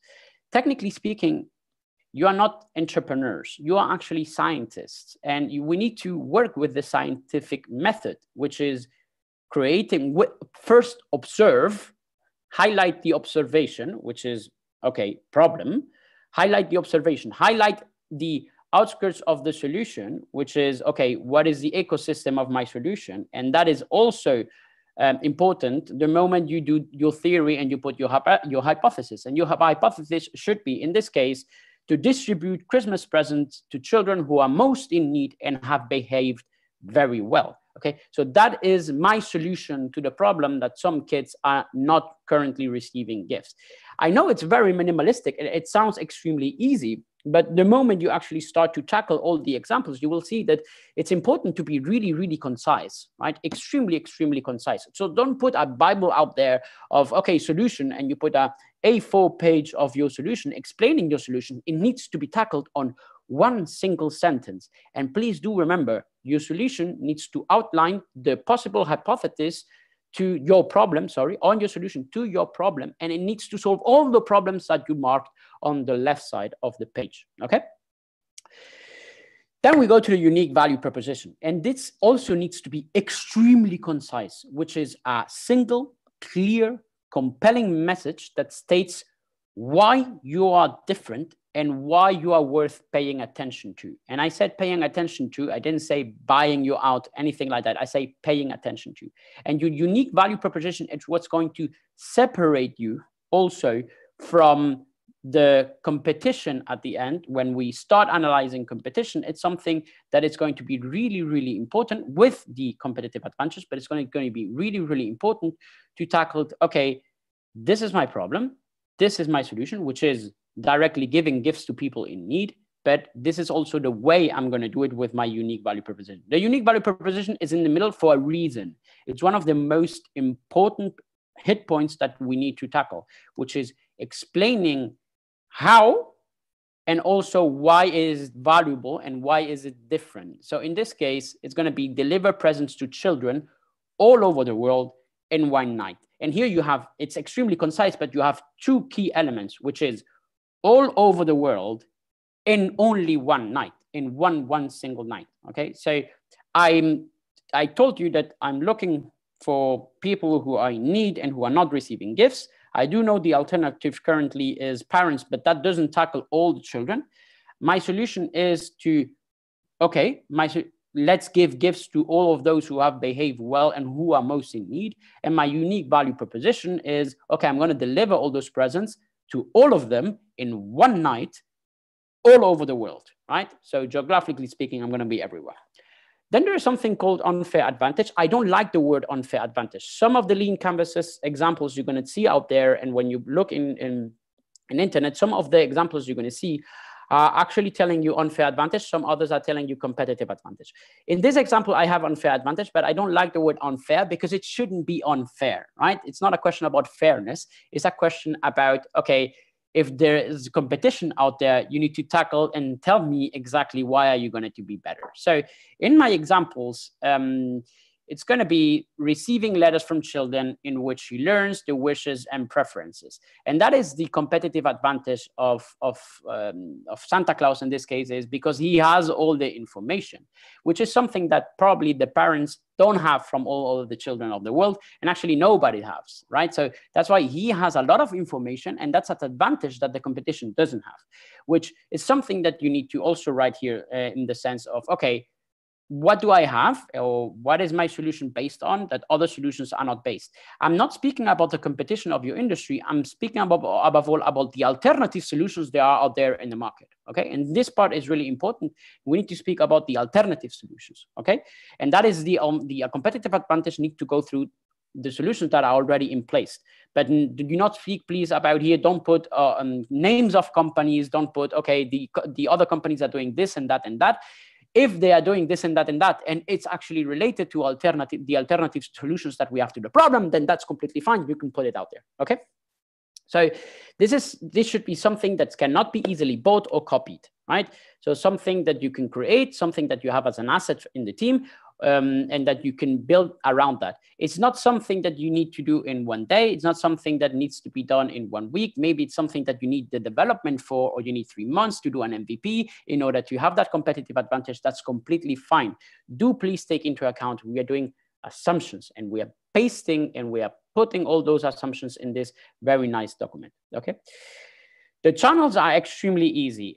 Path to customers. And here there's 2 types of things, which in this examples don't, in the example that I have currently don't apply. There's one thing is the client and the customer, and the other thing is the user. And we need to make sure we separate those 2 segments, right? So the client is the one who pays. The user is the one who benefits from the solution we are currently providing, whether it's a service or whether it's a product. Okay, and it's really important that we highlight the difference between both of them. Here it's clear the channel to the one who is actually a paying customer. If the paying customer and the user are the same thing, that's completely fine. It's going to be even easier for you, but I can give you and highlight many examples whereby the customer and the user is not the same person. So in baby diapers, technically the user is going to be the baby, the toddler, but the ones who are paying for the products are going to be the parents. So when you see the ads, they are targeted to the parents, making it look like the baby is smiling and it's not crying and everything is going to be okay because the diapers are amazing, right? So the way they are working is through, okay, that is the customer. I'm going to tackle the customer. I don't need to tackle the user. There is many examples apart from the diapers from babies and toddlers. There's many examples whereby customers and users are not the same thing, or client and users are not the same thing. So here on the channel, I want to go to the people who are actually would give money or will provide money in the sense of they would pay for the solution I'm currently working for. So Javi, while you're taking a breath there, and before you switch from path to customer, I do want to jump in on this because one thing that we typically see in canvases is people confuse channels with just marketing channels, and they write down Facebook and Instagram, and then that's it. So can you just touch on that? That channels is actually the delivering value to the customer. That a better word would probably be value chain than channels, but you want to touch on that for just 1 second? Mm-hmm. And actually, I think it's important. And in my example here with the sledge in the reindeers, we understand that perfectly, right? Is how my solution is going to arrive to your door so that you can use it, or in this case, the customer can actually pay for it, which is not the same thing as, okay, I'm going to do Google ads or Facebook ads, and that's how I'm going to acquire afterwards the customer. It's how I'm going to take my service and I'm going to be able to provide it for you, which can be either through a platform, it can be through an app, it can be, and if you're doing a product, it can be, and you can explain here on the channels a little bit about the logistics itself, how you're going to do, if you're going to do directly what we call the storaging, or what you want to do is directly sending it through X, Y, and Z. So here in the example, you're clearly seeing, okay, the way I'm going to deliver the gifts, which is the service that I'm going to provide, is through sledge and reindeers. But it's not explaining me how they will see the brand, how will we have brand awareness, etc. It's how will they receive everything that I'm currently building on, right? Let me go also to the customer segments. And here there's some couple of the things that I want to highlight. So this is going to be really easy if you put your target above. So in this case, it would be really easy because it's all children that they are out there in the world. Okay, absolutely all children. But then you have something on the bottom line, which we're going to call early adopters. And I'm going to explain a little bit about the early adopters later, but let me highlight something on the target. So the target should be segmented. And the more you can segment the target, the better.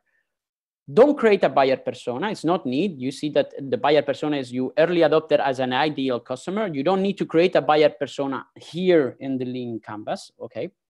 But do please make a broad segment of, okay, I'm going to sell my product to all the supermarkets that are currently having between this and this amount of let's say, revenue per day, right? Because it would make much more sense to have the solution that I'm trying to tackle exactly to those supermarkets which are most in need, because there is a lot of money in the registry.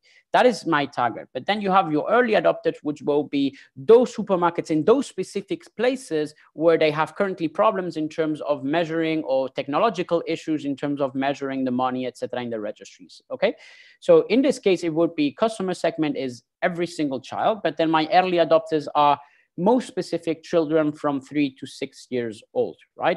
And I want to explain something about the early adopters when we see the innovation adoption life cycle. And I love this one because I can give good examples on what we're currently looking for when we do that segmentation. From one side, you will have the innovators, which are 2.5%. And the innovators are those people who you see that when the new Apple iPhone is launching, the Apple iPhone 13, they're going to be literally camping outside waiting for the iPhone to come out. And those people are not the ones you want to be looking for, because the retention is very small.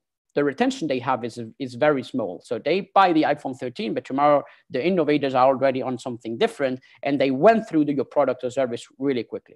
What you want to get is the early adopters, because these are the ones who you're going to do the customer development to. Okay, customer development is another story, and that goes to another subject where we can talk for 1 hour. But the customer development is extremely important that we do that with the early adopters. Okay. So your early adopters are going to be those first people that you want to tackle, those first target group, segmented target group that you want to tackle.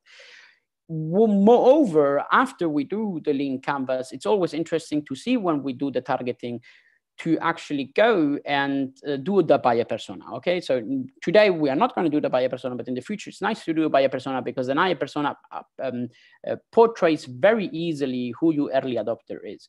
And there is a little step, there is like a jump, and we call the jump the chasm, which is basically when you go from the early adopters and your go-to-market strategy is extremely great, and then you move on to the early majority. And the moment you move to the early majority, you have a validation on your product. You have an extreme validation on your product, because there is a product fit and there is a problem solution fit as well, right?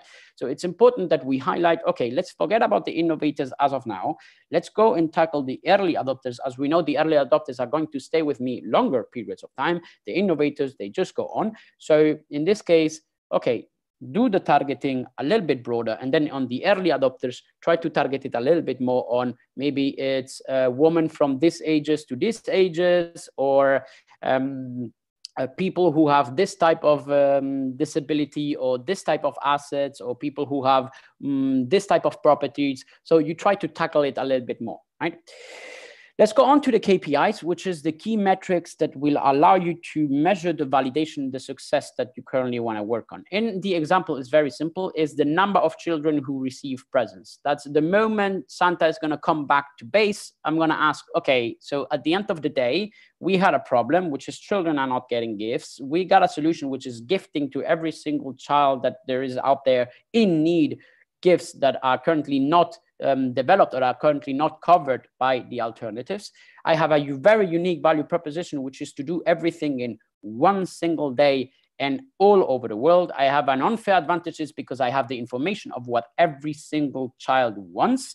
I have my channels, which is my reindeer, which is also technically a competitive advantage, to be honest, but I have my channels, which is the reindeer, and this is the way it's going to actually be able to deliver all those gifts. I know exactly who I need to go to because I segmented my customers very well, and I know that my early adopters are children between 3 and 6 years old, so I'm going to tackle those first. And then when you come back to base Santa, I'm going to take a paper and I'm going to look at you and I'm going to say, okay, how many children did you actually measure? How many children did receive gifts, right? And it's the way of seeing if my solution actually was well portrayed or was badly portrayed. And I can speak about solution, but maybe my unique value proposition is not settled, or maybe my channels weren't the right ones. So then afterwards, you need to do a closer inspection on why with those KPIs, you can segment and you can highlight where the problem actually stands. Afterwards, you have what we call the cost and revenue structure. I know the cost and revenue structure is a second step. So this is really important. We are going to build first everything what we have above. And then on the second step, we will measure the cost and the revenue structure. It comes on the second place. It's not the most important thing. I do, of course, and we need you to work on that, but it's important that we highlight everything else first, and then we move to the revenue and the cost structure, okay? In this example, it's quite easy. You have the expenses of maintaining the toy production factory, you have the salaries of the elves, you have the production, the packaging, the logistic, taking care and feeding the deers, etc., etc. But then, of course, the revenue from Santa's perspective is very easy. It's milk and cookies that children leave by the Christmas tree. And I said children, and this is really important because please do remember the children are going to be the users of a gift, but in this case, since they are the ones putting the milk and the cookies by the Christmas tree, they are also the ones who are currently paying Santa. So Santa is being paid with milk and cookies, okay? So we will also have pictures and letters of gratitude given to Santa and kind actions done during the year, because that actually is what Santa benefits from. Don, I see that you opened the mic with a lot of enthusiasm. Yeah. So we've only got about 5 minutes left, but one thing on the cost structure or the expenses that you have here. One advice that I give, and I kind of, again, you started with questioning things. I actually like to break down the expenses or the cost structure into 2 columns rather than one, and one be the startup cost, because there's a certain cost that's going to be involved for a project to actually develop and launch. And then there's the day-to-day running cost and expense. So do you see it important to separate those so that it doesn't confuse things, or to even consider that? Or I'm going to let you give a little bit of feedback on that in the last few minutes. I love that. I'm gonna take on what you said before, which is taking things into doubt. I've seen many expenses or even the revenue model separated on the different categories. From a purely functional point of view, for me, it's easier to have all the expenses highlighted. And if you differentiate it in terms of most expensive ones to least expensive one. That's the way I actually want always to portray it. It is, okay, what is costing the company more, or what is costing in terms of operations the company more, and then at the same time, what is the highest revenue to the lowest revenue of what I'm getting. So from the organizing itself on that revenue to expenses structure, the way that I normally want to build it is from most to less, right? Taking the expenses and dividing. But to kind of give the extreme example, if you need to spend $1 million, let's say, to develop an artificial intelligence to run your company, but then your day-to-day running cost is $1,000, if you're simply comparing your revenue structure to the $1,000, a month, whatever, and you're ignoring that you have this very substantial, very different startup, to me, that paints that needs to be viewed slightly differently in the conception of a startup. So that's kind of where I see that. If it's a low start cost of it, then it's no big deal. But if it's about 1 million. Of course, taking that into account on the extreme cases, you have 1 million expenses which are outside, let's say, the normal operations, or it's just a question about, okay, how the startup actually works. Do please put that, because it wouldn't make any sense to actually build a revenue model without taking into account those expenses. There is something that I kind of always say on the lean canvas, but I say that, and then from the other side, I'm saying quite the opposite, which is the more sugar, the better.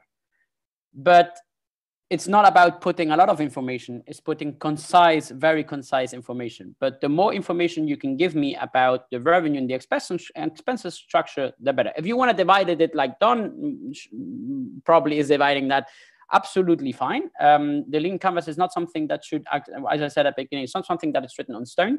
So please do go ahead and don't innovate too much, please. Don't innovate too much. I mean, it has gone through a lot of years already, and but please be, of course, my guest to divide the revenue structure or divide the expenses structure how you see fit. If it makes sense, of course, it needs to make sense with the whole, okay? Let me give you also really quick, and I'm finishing with that. Let me give you an example of Airbnb, right? So you have here the example of Airbnb. We all know Airbnb, it's hard. So you here can highlight the 3 problems that they are currently prioritizing here. Actually 4, but the 4th one is more of a social construct instead of an actual problem for the company. Hard to find cheap available housing, no authentic local experience, no monetization to homeowners when they are away and their houses are empty. Okay, so you have 3 different problems. And then you have also uncultivated home sharing culture, which is more of a social aspect. There is alternative because there is already alternative. Apart from hotels, you already have solutions which are online solutions like booking or hotels.com. So you already have alternative solutions to that. Your solution for those specific problem, see that they put only 1 solution. They didn't put 5 solutions. They put 1 solution that tackles all of the problems that we have on the left. Online service where travelers can rent affordable local apartment and homeowners can earn extra cash by renting vacant houses on a day-to-day basis. That tackles all my problems that I put in the left. And I can't stress this enough. It's really important that when we put the solution, we have all the problems tackled and covered on the left, okay? The value proposition is travelers can get authentic local experience and extra monetization for vacant areas for homeowners. And there is a high-level concept, which is everyone can become a host, and the sharing economy, the meaning that, okay, from one perspective, from one side, I have the travelers, from the other side, I have the homeowners, and it's not a one-way deal. It actually goes around and everybody is sharing in the same ecosystem, the cost structure and the revenue structure. So the competitive advantage of Airbnb, it's easy. Any homeowner can rent out space. Anyone can do it. There's a trust building exercise here, which is there is a rating where hosts and visitors are rating themselves. And added to that, there is an insurance by the host and for the host, okay? The channels are the referrals, the recommendations, the advertising offline first and online later, which is the way I'm going to actually provide that on a platform solution. The customer segment, travelers looking for adequate accommodation at low prices, people having accommodations option to become a host. So they're always tackling both the end user and at the same time the homeowner. So the client who is actually paying and the homeowner who would be a user in the case that would benefit Airbnb, but it's not on the cost structure of Airbnb, okay? Then you have early adopters, which is people who are ready to share their homes and earn money as hosts.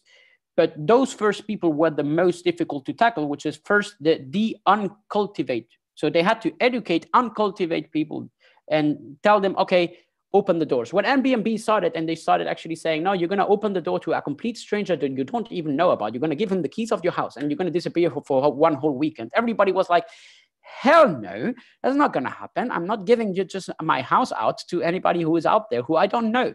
See, but now we see it as a completely normal thing. So you had to actually first cultivate an uncultivated culture that was not doing that sharing. All right. So I'm going to finish also really quick with the key metrics that you see, which is number of views to bookings per host. So you know which hosts are better and which hosts are worst.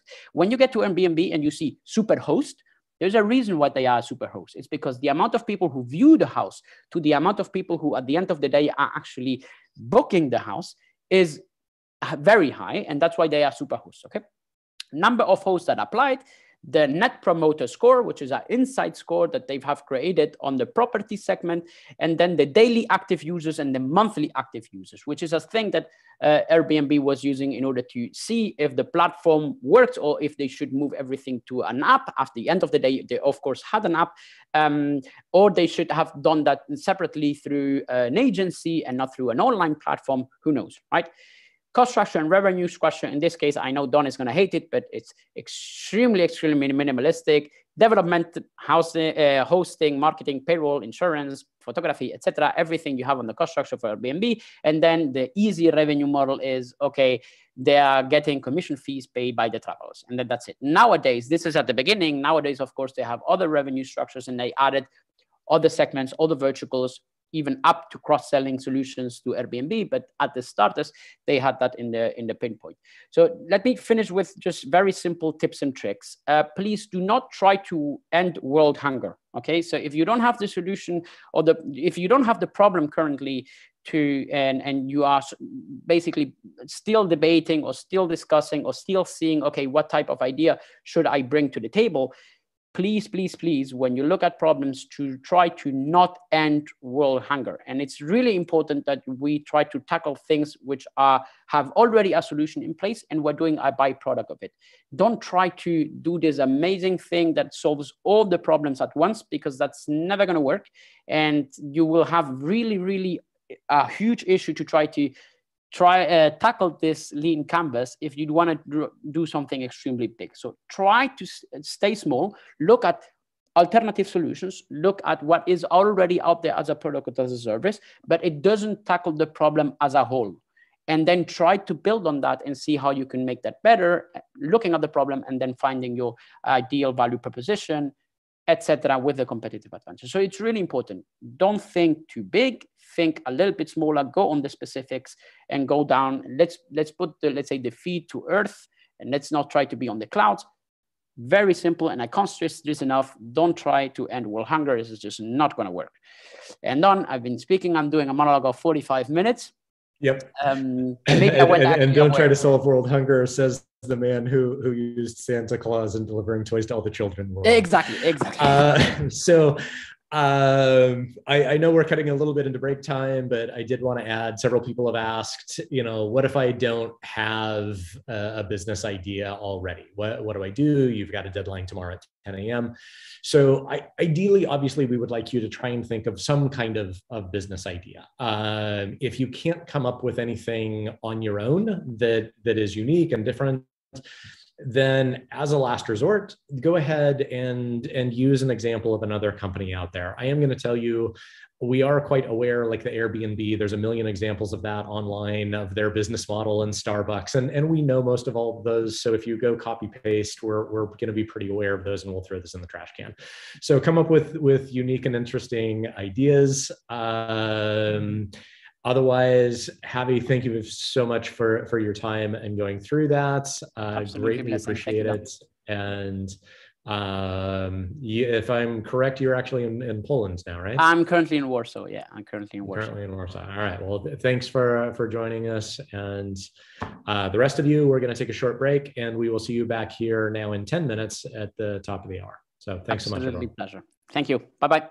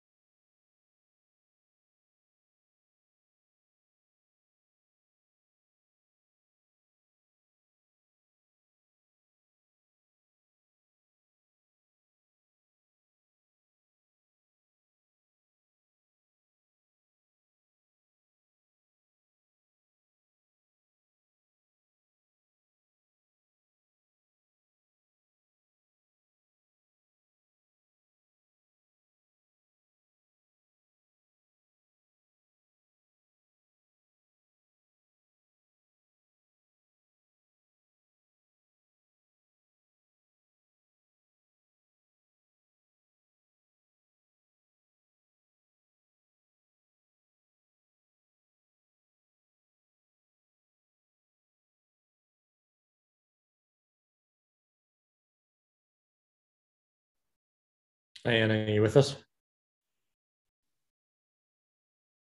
Hi, I'm back. Yes.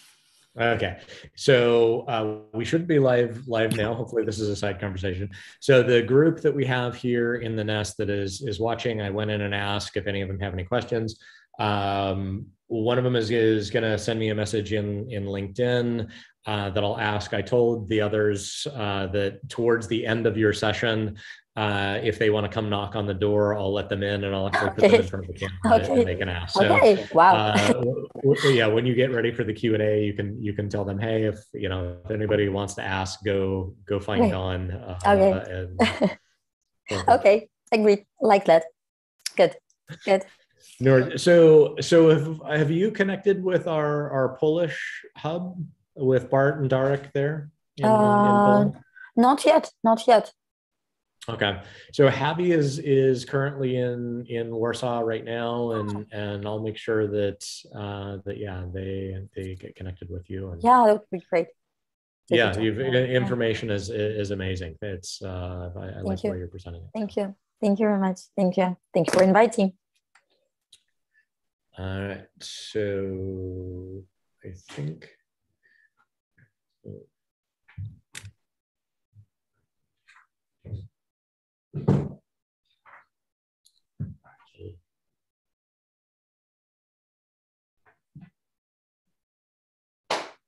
So are we starting or are we waiting for some signal? So he'll give me a signal. He'll give me a 1, 2, 3 here in a second. Okay, good.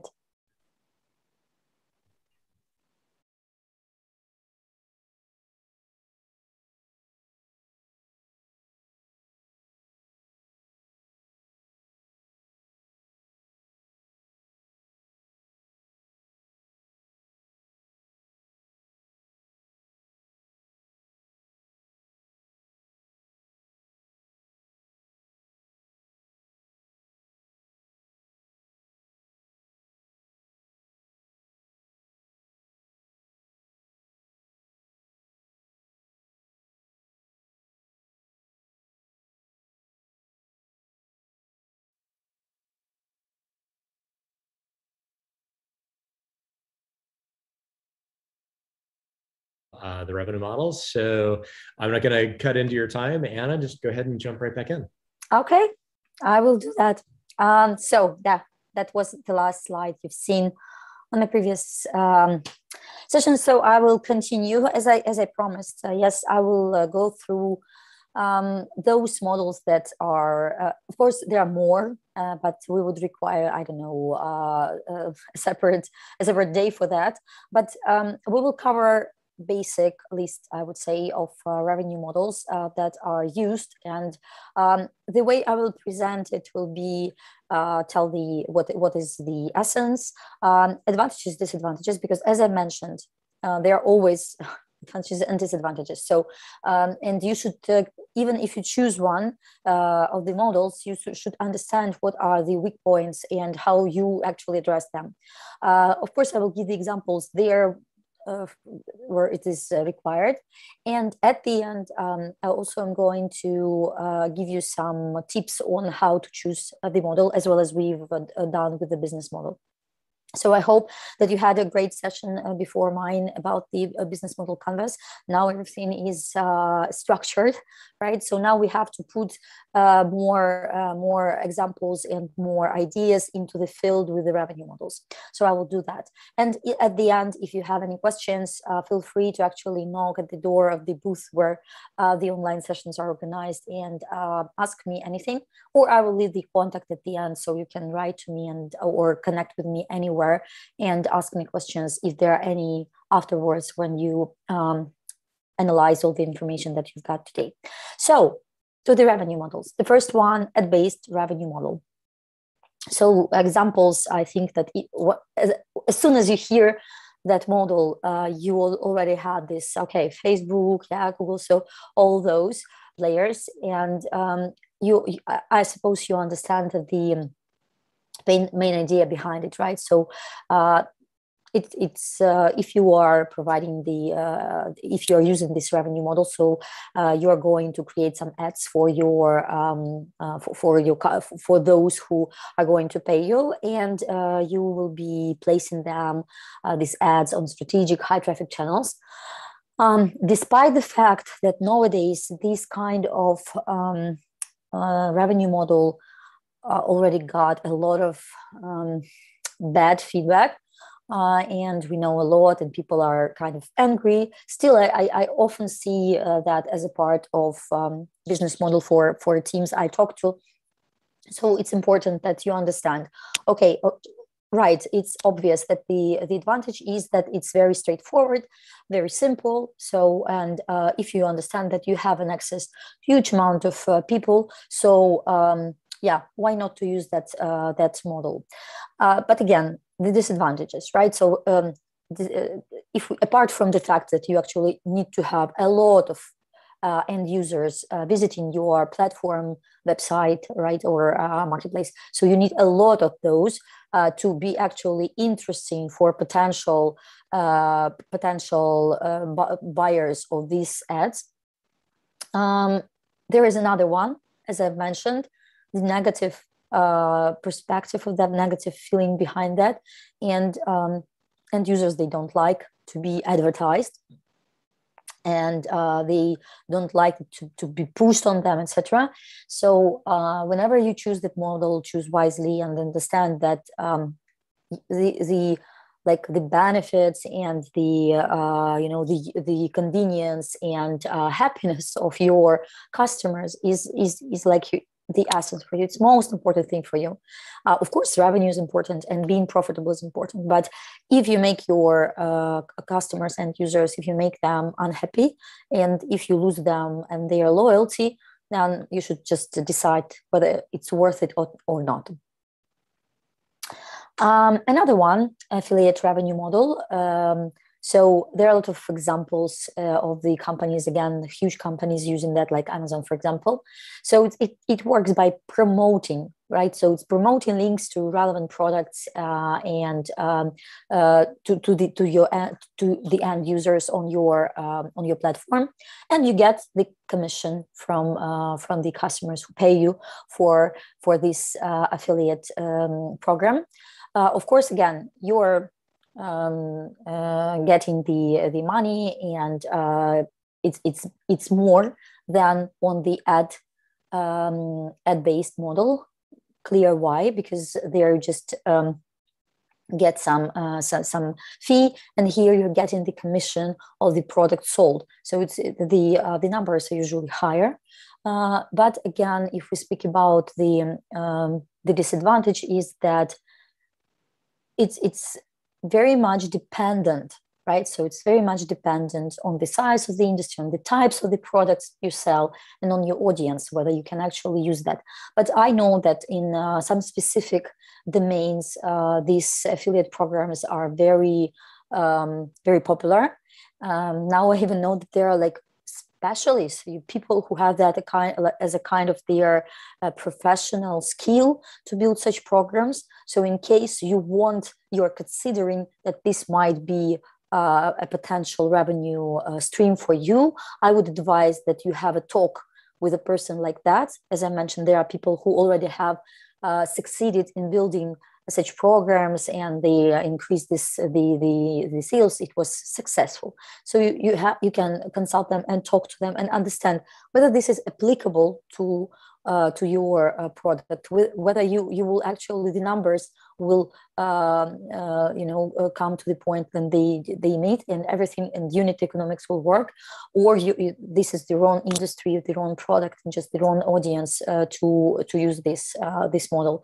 I would say that I've seen very unexpected products and services which were implementing this model. So it's again about the creativity, of course, and if you think that this might work, just remember there is a slight negative thing about it. So always consult the person who has done something like that already, and can help you build something from scratch. Transactional revenue model, it's very obvious, right? So it's straightforward. You're just directly generating revenue from providing service or a product to customers, and so customers just pay for this product or service. The consumers are fine with that because they get the value, yes, that you are promising. The disadvantage about them is that you need that this model is so obvious and simple that it is used by other players as well.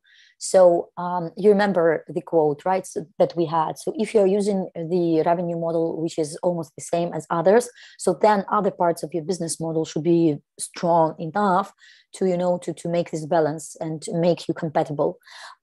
Because it's very bad just to say, okay, we will just charge less than others, and that's our advantage. No, that's the worst kind of approach you can have, because having the lower price as your advantage, like the first one that you have and the only one, especially the only one that you have, will never help you succeed, because it would, in just maybe only one exception, if you have some really specific way of playing with numbers, and your unit economics is absolutely different from other players, which means that your business model is absolutely different from other players.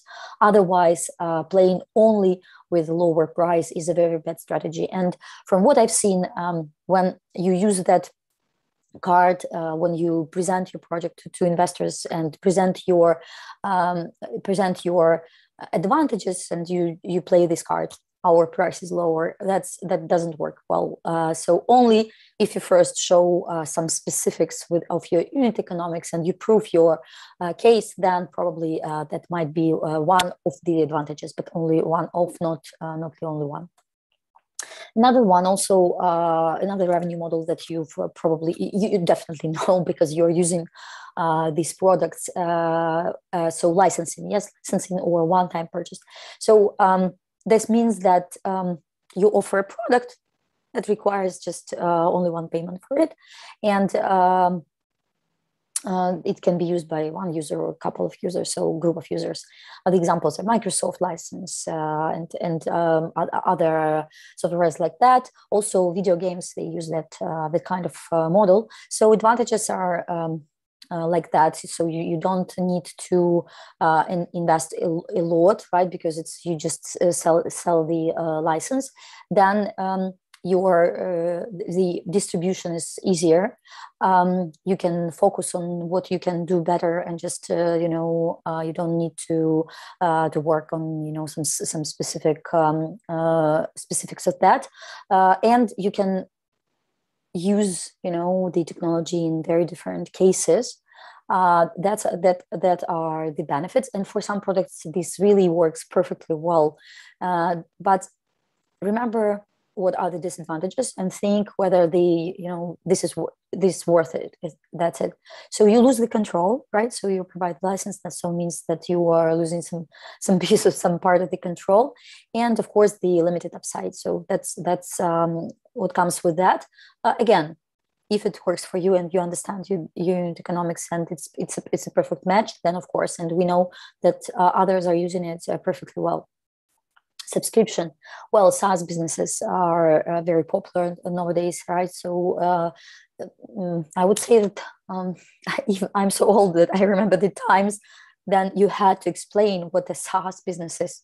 So people they were asking, so what does it mean? What is the, now you say just subscription based, and everybody, I think that even my mom will understand that, right? So it has become very, very common. So, and we know hundreds of examples. I've used some of them, the one company that we have already discussed today, Netflix, for example, right? So you understand the essence. So you are getting the subscription on a monthly or yearly annual basis from your customers.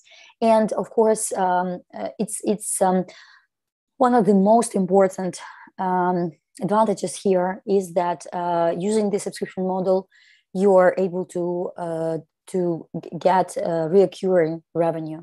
And recurring revenue is something everyone is fighting for, because you know, with B2B long sales cycles, when you get a huge contract, but then you sell another one for 10 months. So these things are very hard to predict, and these things are very hard on your actual P&L, right, and your cash flow. So it's when you have a recurring revenue, it helps you to be more like to build forecasts more easily and to understand and to scale more easily. So there are a lot of advantages of that, and investors love it, I would say.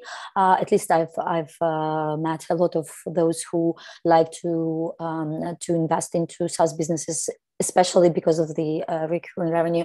And there are the funds that are focused on SaaS, you know, SaaS businesses.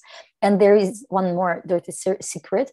I'm sure that you know that, and it's good if you're not considering that. But I've even heard that it's like, okay, common thing. So you understand that there are people, especially if the subscription fee is not that huge.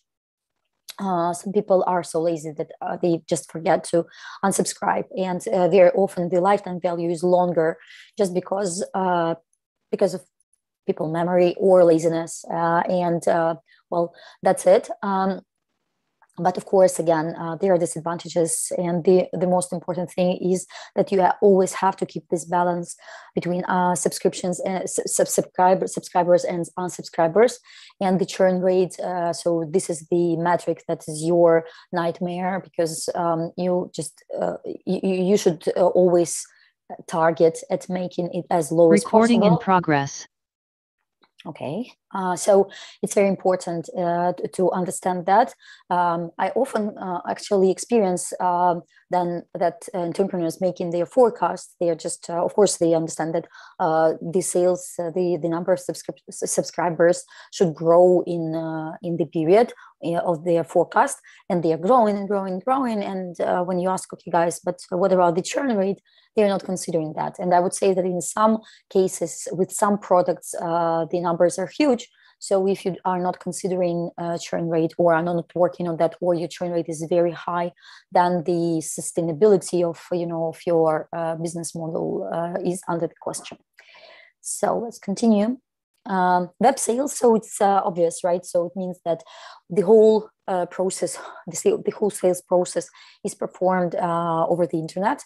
And of course, the most important advantage, going back to the business models, right? When we discussed with you, how should you choose a business model? I mentioned and elaborated a lot on the point scalability, right? So scalable, make it scalable. And we discussed that, like the first thing when you think about scalability is actually making your product 100% online, digital. So then, of course, you have no problems related to logistics or anything, onboarding, etc. So if you're able to perform the whole value chain in digital space, then it's much more easier when, for example, with the hardware. Yes, when it's a bit different, and again, so but again, disadvantages, right? So it means that if you are selling if you're selling through that, you should be sure 100% that that's a good thing for your kind of service, because there are services which are just very poorly sold online. One kind of service that I would definitely mention, because I'm very much familiar with that, is consulting. So any kind of business consulting is very hard to be sold online, even nowadays when we are almost all of us have become very digital. Still, some things require kind of building relationship, trust, etc., which is much more harder to do through the web, right? Of course, there are ways to solve it by building your brand awareness, by working with community, etc., etc. So, of course, I'm mentioning these disadvantages, but there are ways to actually address them And if you understand that disadvantages and you know how to address them, then of course you can choose the model and work with it perfectly fine and have a great experience with that. But of course, web sales are much more better than just physical sales, like direct sales, right?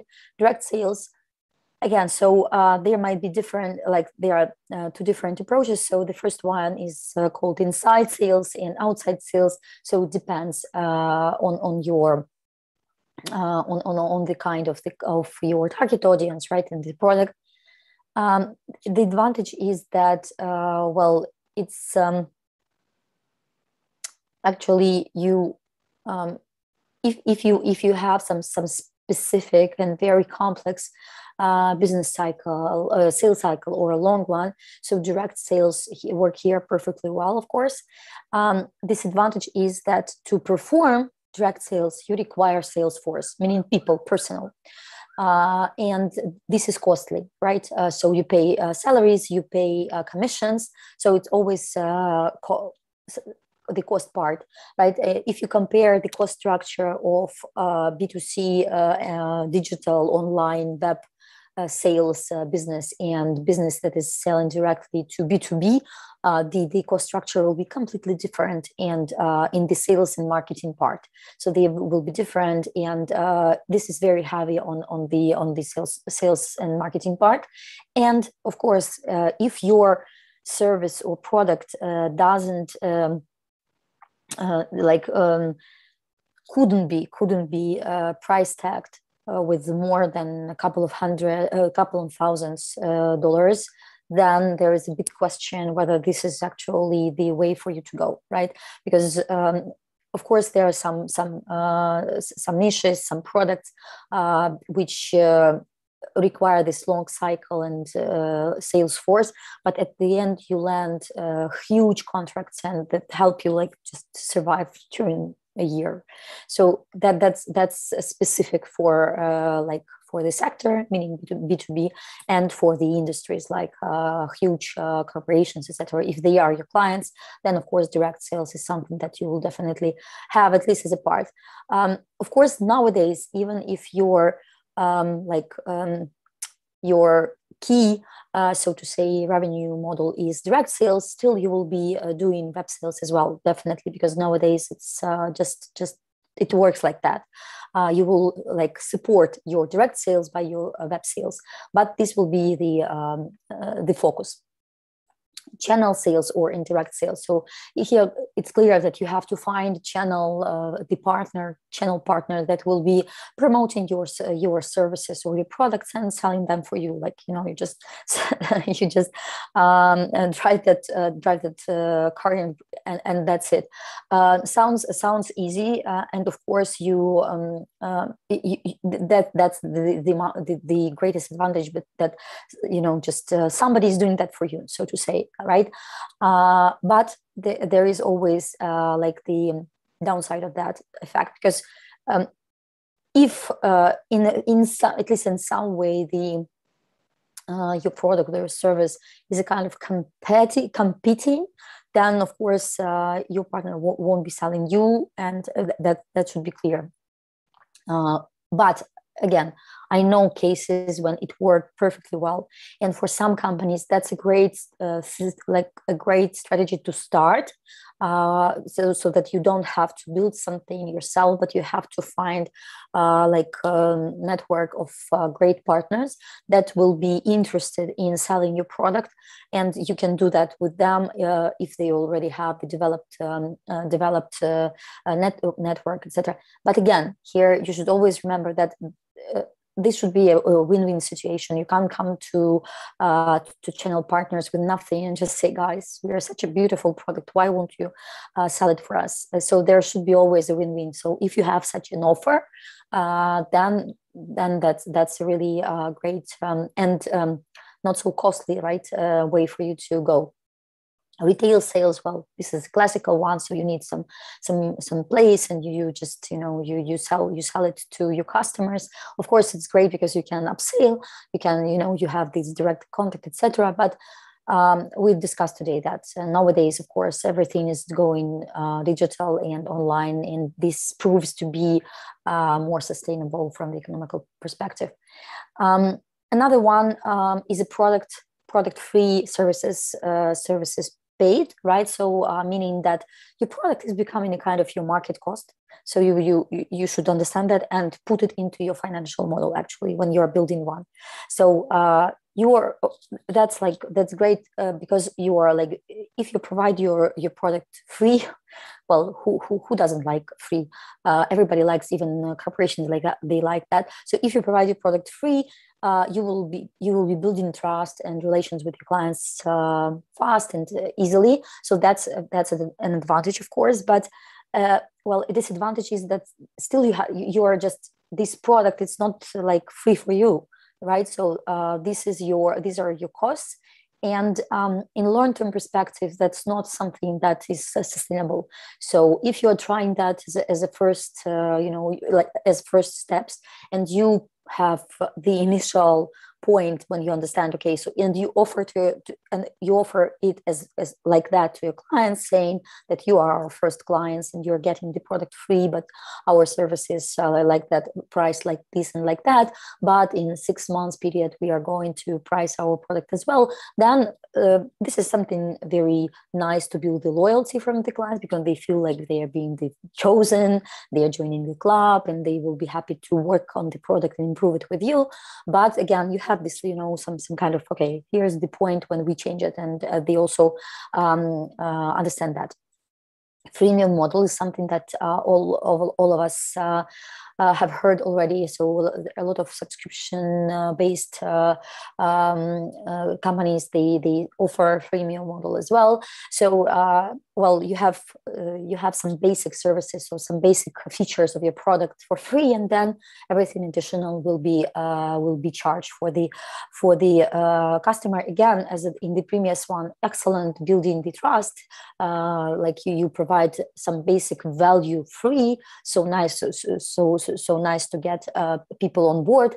But there is always the risk, and I've seen this even yesterday during a mentor session, that interesting product and they have been presenting the product, and then they come to this slide with the revenue model, and they just even not revenue, but something like progress, or our progress to date, or traction, and they show it and they say, okay, so that they are on the market for 3 years already. That's a long period.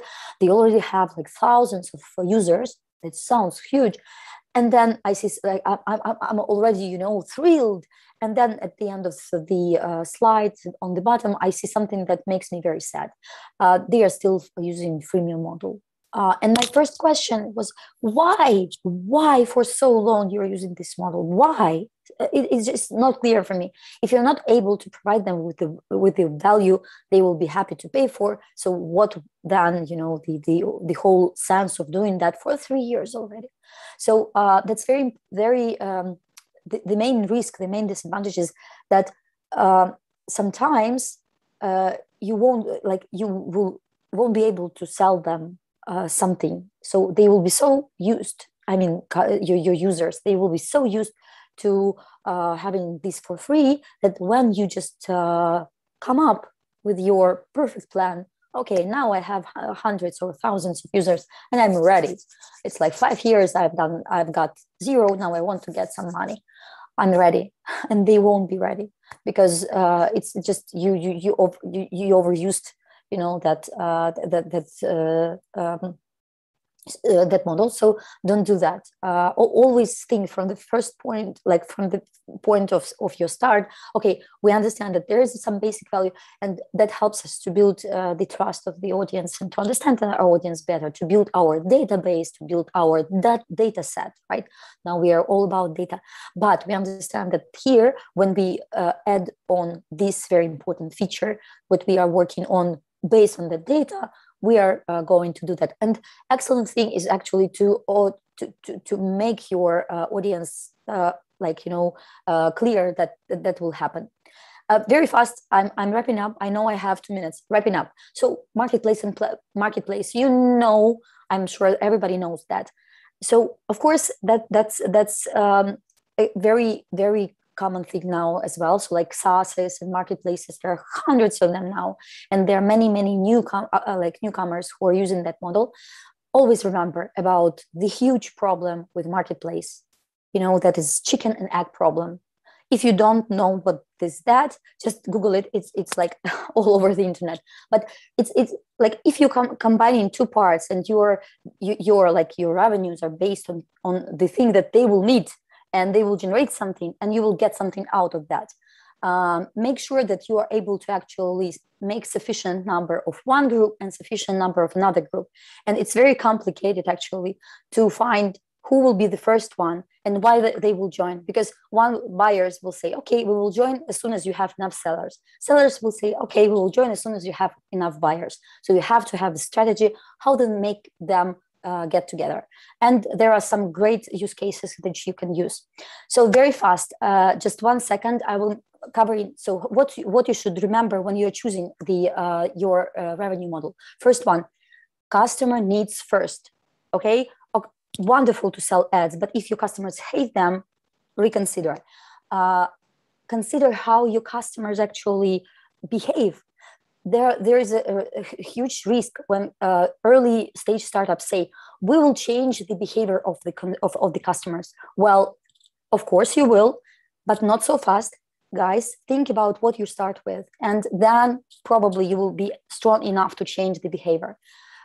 Of course, think about the competition. There are so many things already going on, so there is no problem in using something that works, but always make sure that it's relevant for you. Always start from like the customer, right? So the customer is essential. What is the and your actually your value proposition? What are you providing that nobody else providing to the customer? And if you are saying, okay, we will take more, our commission will be higher because we are just very, very ambitious, that doesn't work. If you provide huger value to your customers, then probably yes, you might consider that. But if not, well, reconsider. And of course, always remember multiple revenue streams. If you are able to do that, you will succeed, not only in business, but also in investment relations. Thank you very much. I've done that. Thanks, Anna. Yeah, and I think on that, you kind of summed it up. The customer only cares about value.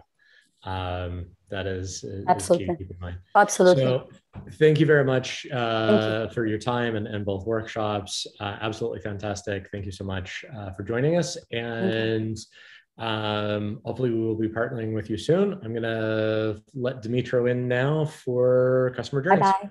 Thanks, Anna.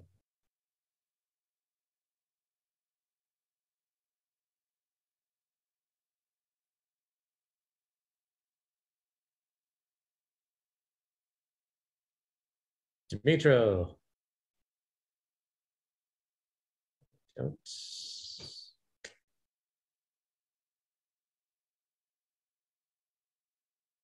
Looks like we are having a bit of an issue connecting.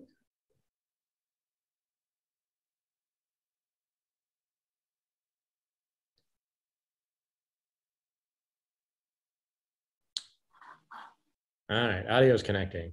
Can you hear me, Dmytro?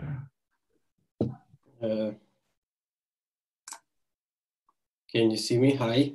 There we go. Yep, you are here. So thanks for joining us, Dmytro Kudinov. You are CEO of Insight Marketing and curator of digital marketing course at Kiev Academy of Media Arts. So I'm going to let you have a minute or two to kind of do a self-intro beyond that, and then you're going to be focusing us on the customer journey. Yeah, should I do my intro in English or in Russian, Ukrainian? Ideally in English, because we do have people that are joining from outside Ukraine, but yeah, as you need.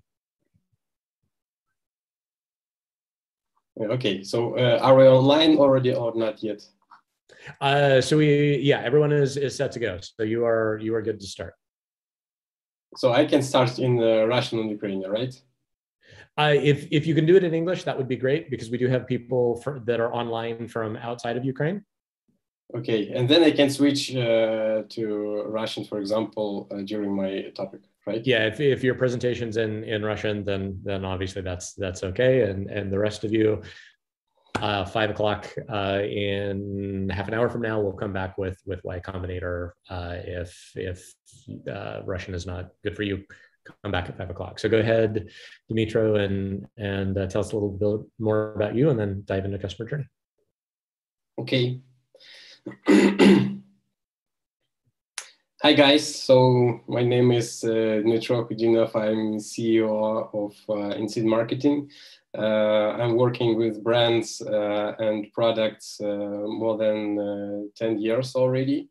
And I will try to tell you a bit more about customer decision journey. We work a lot with different customer journeys, but today I would like to tell about customer journey from the perspective of marketing and how to understand the approach of our customers to making decision on purchases of different products, including software products, etc., etc. So I would like to discuss the customer journeys from this perspective. And if it would be comfortable, I will switch to Russian so I could describe everything better. I will share my presentation right now. So we see you, you're good to go.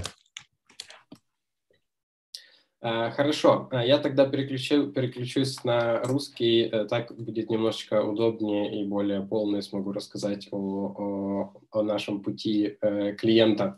Раньше мы традиционно работали со стандартным путем принятия решения клиента о покупке, который начинался с этапа знания, да, которое характеризовало в целом знание нашего бренда, когда аудитория что-то о нас слышала и знала, что наш бренд существует на рынке. После этого вторым этапом нашей воронки было более глубинное знание, да, то есть понимание того, о чем наш бренд, какие ценности дает наш бренд, какие проблемы он решает. После этого наш потребитель переходил на этап рассмотрения нашего бренда для покупки. Да, в ряде других брендов наш потребитель рассматривал нас как одно из решений, которое может быть принято. После этого, если наш бренд соответствовал всем потребностям нашего клиента, то он переходил на покупку. И если покупка полностью его удовлетворяла, то клиент становился лояльным нашим клиентом, то есть он совершал повторную покупку у нас же.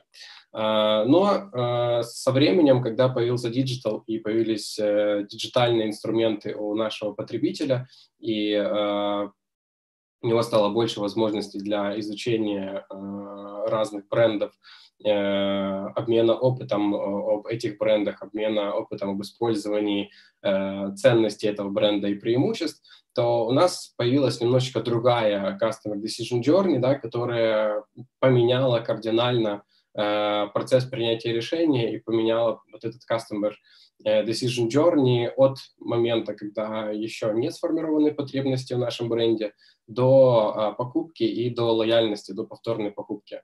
Какие же есть основные отличия новой Customer Decision Journey? В первую очередь она представляет собой триггерную концепцию. Это значит, что мы подразумеваем, что наш клиент не всегда в состоянии, когда он готов покупать. Да? Иногда наш клиент в состоянии, когда у него нет сформированной потребности в нашем продукте, в нашем бренде и вообще в нашей категории. Но в какой-то момент происходит триггер, который заставляет нашего клиента начать думать о покупке в категории или о покупке нашего бренда. Соответственно, потребитель не всегда настроен принимать решение о покупке. Да? То есть это значит, что мы должны по-разному работать с нашим потребителем на разных этапах его взаимодействия с нами и со всей нашей категорией.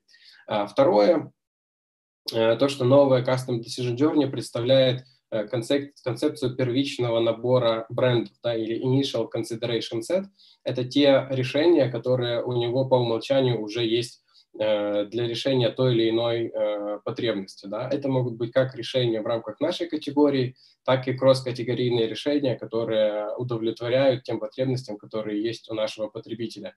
И все эти решения у него уже хранятся в его сознании, да, и он помнит те бренды и те решения, которые могут удовлетворить ту или иную потребность. Третье – это новая Customer Decision Journey, объясняет поэтапный процесс оценки и выбора бренда. То есть это значит, что бренды могут находиться на разных этапах выбора, и они могут как появляться, так и выпадать из этого списка на различных этапах принятия решения.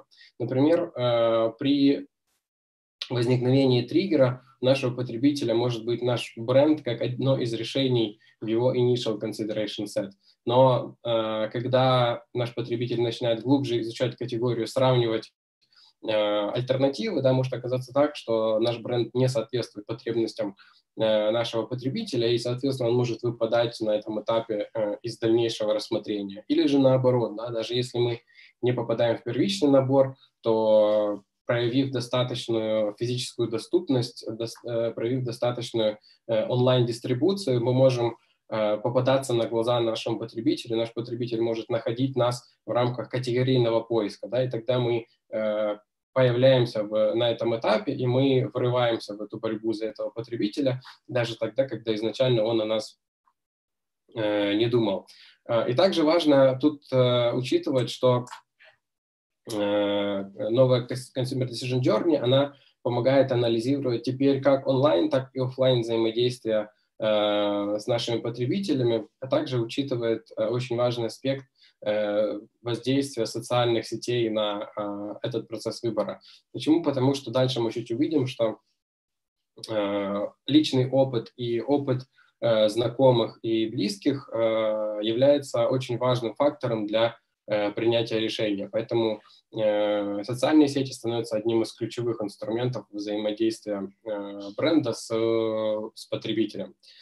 Что важно еще понимать и что дает нам новая Custom Decision Journey? Первое – это то, что мы живем в мире, где лояльность 100% недостижима. Очень важно понимать, что покупки в 90% категорий происходят после повторной оценки и выбора. Да? То есть очень редко бывает такое, что клиент делает повторную покупку, не задумываясь. Такие модели возможны, например, в подписочных сервисах, да, когда человеку нет необходимости взвешивать заново, нужно ли ему подписаться каждый месяц на продукт. Когда он сделал подписку, он дальше автоматически делает повторную покупку. Но таких кейсов всего лишь 10%, если смотреть в разрезе разных категорий.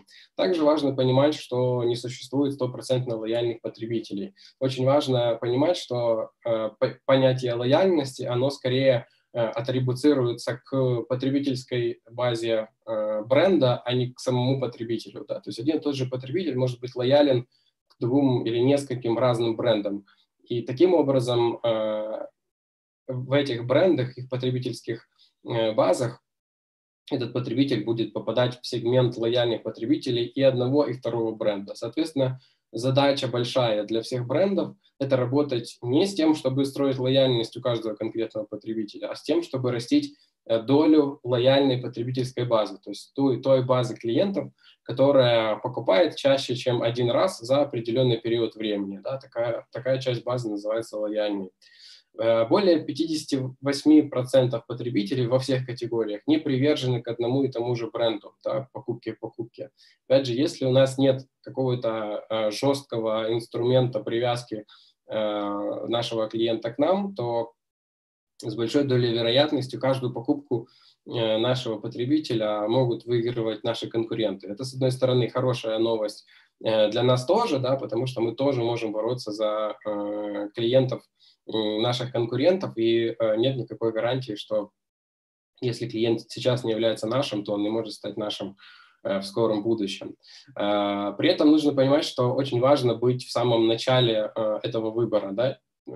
Статистика показывает, что около 70% брендов, которые были куплены, они были рассмотрены в самом начале, на самой первичной стадии принятия решения. Да? То есть когда только первые идеи у потребителя возникают о том, какие могут быть решения его потребностей, если мы есть в этих в этом списке решений, то это 70% успеха того, что нас купят. Какие же есть основные ключевые источники информации потребителя о брендах и о решениях, которые они могут использовать для своих проблем, задач или болей в разных категориях? Первый, самый весомый инструмент – это его личный опыт. Да, то, что раньше пробовал и чем пользовался раньше потребитель, это является ключевой для него информацией. Готов ли он будет заново покупать этот бренд или нет, готов ли он будет его рекомендовать или нет, и так далее. Поэтому очень важно работать с личным опытом каждого потребителя. Если потребитель уже зашел к нам и стал нашим клиентом, мы должны убедиться, что его опыт будет максимально качественным, высоким, и он будет полностью доволен взаимодействием с нами. Второй источник – это отзывы и word of mouth. Отзывы – это то, что нам рассказывают другие пользователи, те, которые уже пользовались продуктом или брендом. Также наш потребитель может получать эти отзывы как в онлайне, так и в офлайне, так и с использованием соцсетей и так далее. Поэтому этот инструмент становится вторым по значимости после личного опыта. На третьем месте идет реклама, да, это то, что сами бренды говорят о себе. Этому верят, но с меньшей долей доверия, чем своему собственному опыту или отзывам. Ну и любая другая внешняя информация, которую человек получает, да, какие-то новости, что-то он слышит о брендах и так далее.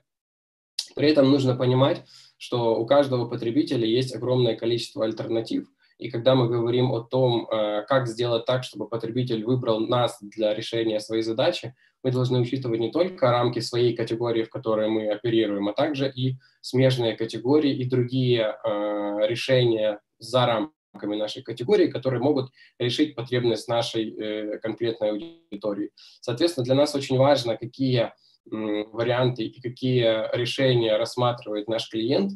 Для этого нам очень важно проводить постоянные исследования, общаться с нашей аудиторией и понимать, с кем мы на самом деле конкурируем, да, потому что на самом деле конкурентная среда для нас более широка, чем только наша категория.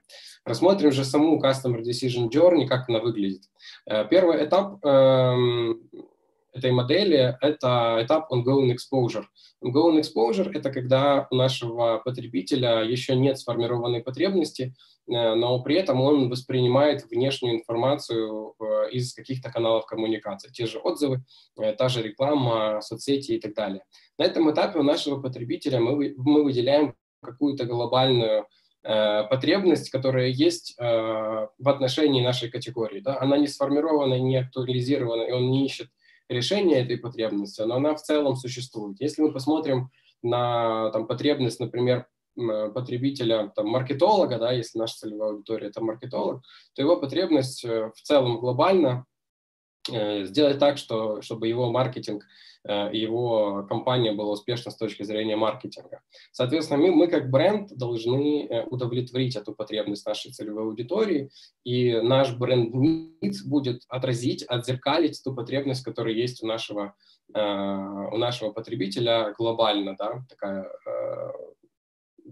фоновая потребность. Соответственно, мы должны донести нашему потребителю здесь, что мы являемся тем инструментом, который позволит маркетингу этого маркетолога быть успешным и эффективным. Также мы здесь выделяем тачпоинты, да, то есть те точки, в которых мы соприкасаемся с нашим потребителем для того, чтобы донести эту ценность, донести этот месседж. И здесь мы должны выделить, а какие же конкретно площадки, инструменты могут нам помочь для этой коммуникации. Как правило, когда мы говорим о этапе ongoing exposure, мы всегда говорим про внешнюю коммуникацию, так называемый outreach, выход к клиенту, да, то есть когда не клиент приходит к нам, а когда мы приходим в информационный контекст клиента с помощью рекламных инструментов, с помощью холодных контактов и так далее, для того, чтобы рассказать клиенту о том, что мы есть, да, и какую ценность мы предоставляем. После этого, когда у клиента возникает некий триггер, триггер – это точка, в которой клиент переходит из состояния несформированной потребности в состояние сформированной потребности. Например, клиенту не нужна была email-рассылка, но в какой-то момент ему понадобилась email-рассылка, да, у него, например, возникла такая задача. Соответственно, у него возникает initial consideration set – это набор первоначальных решений, которые могут решить такую задачу. И здесь в данном случае у него будет набор брендов, платформ решений, которые могут удовлетворить его потребность, да, то есть с помощью которых он может сделать email-рассылку. Здесь очень важно, если мы там предоставляем сервис email-рассылки, то здесь очень важно, чтобы мы были в этом списке, и мы могли обеспечить там, вспоминаемость нас в этой точке, да, и, соответственно, чем больше нас будут вспоминать как первое решение при той или иной потребности, тем больше вероятность у нас будет покупать, соответственно, будет расти наша доля рынка. Второй очень важный аспект этого: мы должны как бренд знать все возможные триггеры, все возможные так называемые точки входа в категорию. Это ситуации, когда мы можем быть полезными нашему потребителю, да, или все проблемы потребителя, которые мы можем решать. И, соответственно, для нас очень важно построить нашу коммуникацию так, чтобы потребитель вспоминал нас тогда, когда возникает релевантная потребность. После того, как у потребителя актуализировалась потребность, он переходит на этап Active Evaluation, активное изучение опций, которые могут решить его проблему. И на этом этапе мы выделяем также несколько элементов. Первое – та же потребность бренда, потребность потребителя. Но здесь важно понимать, что эта потребность уже сформирована, и она апплицирована конкретной боли, конкретной необходимости. Да? Вот у него появилась потребность сделать email-рассылку, соответственно, его задача найти там, сервис или решение для того, чтобы запустить email-рассылку. При этом важно, что на данном этапе у клиента уже появляются некие критерии, которые он выставляет к этому решению. Например, это решение должно быть user-friendly, оно должно быть cost-efficient, оно должно быть там, легко для использования для неопытного, например, пользователя и так далее. Эти все критерии нам, как маркетологам, очень важно знать, опять же, от наших потребителей. Здесь ключевую роль играют, опять же, исследования. Чаще всего это качественные исследования, которые позволяют нам понять, какие же критерии выставляет потребитель к решению нашей категории, какие у него есть потребности, и, соответственно, по такой же логике наша задача отразить потребности нашей аудитории и сказать, что там, мы и есть то самое оптимальное для тебя решение, которое удовлетворяет тем или иным критериям. Инструменты, с которыми мы это делаем, это, по сути, тоже тачпоинты, то есть точки, в которых мы доносим эту информацию до нашей аудитории. Здесь в первую очередь работают инструменты собственных медиа, собственных наших ресурсов, а также перформанс-маркетинг.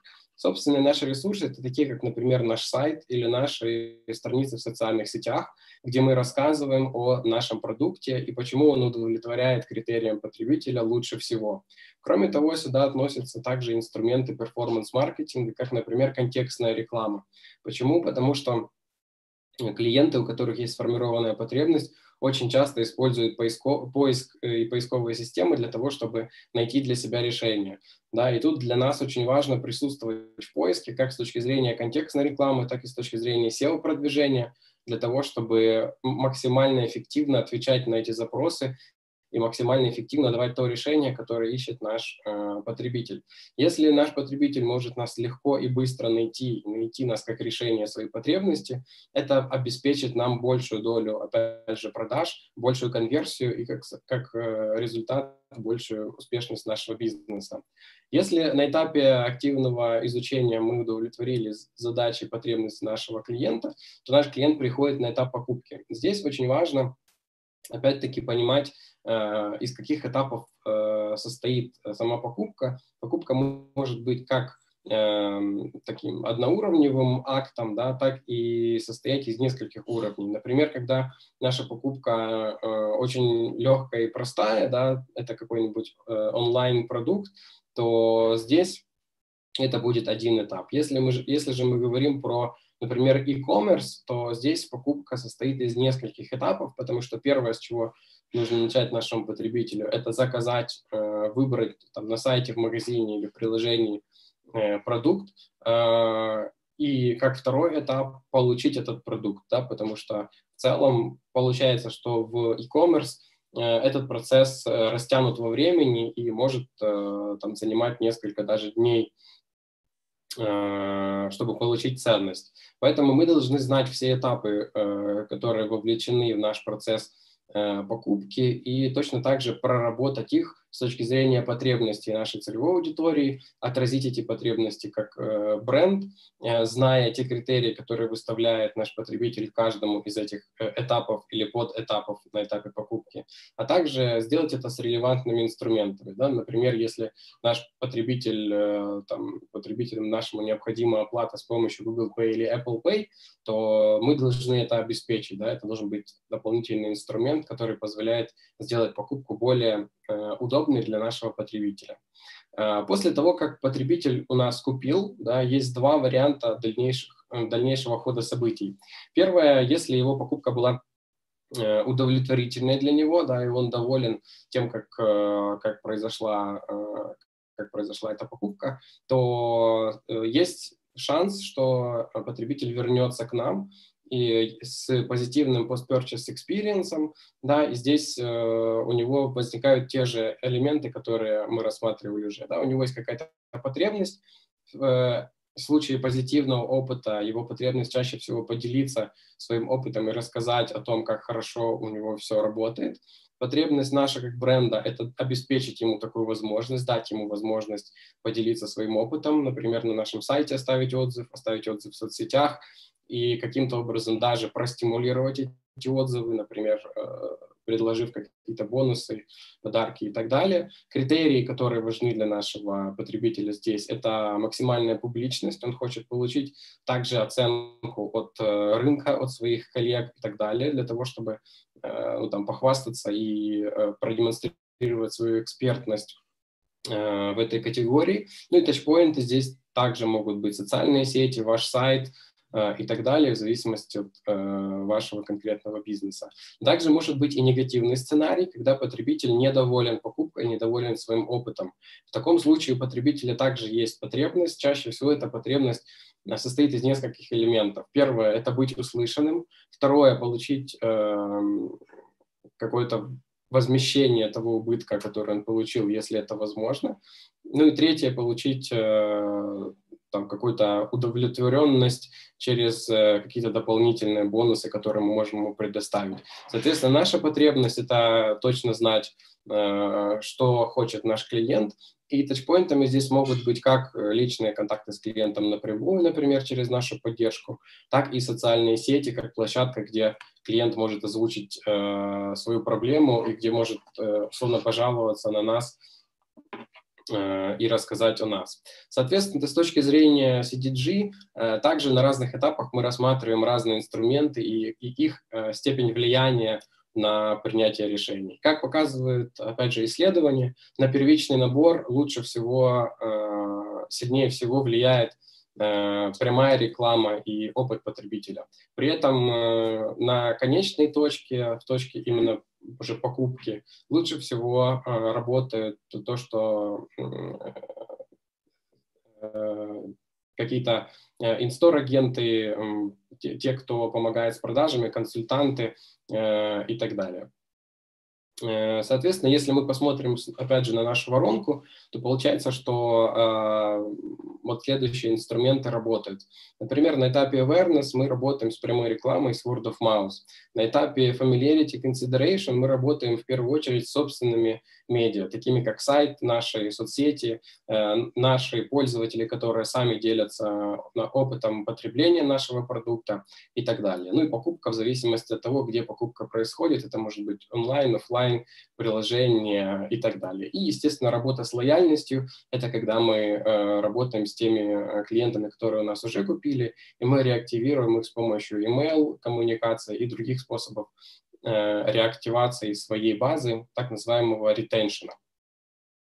Соответственно, какие мы выводим ключевые инсайты здесь? Первое, очень важно в нужный момент делать нужную коммуникацию. Initial consideration, active evaluation или post-purchase experience. В зависимости от этого мы расставляем приоритеты. Мы даем эмоциональные коммуникацию, рассказываем в целом про наши ценности, или мы даем рациональное преимущество и говорим, как конкретно наш продукт решает конкретную проблему. Правильные точки взаимодействия.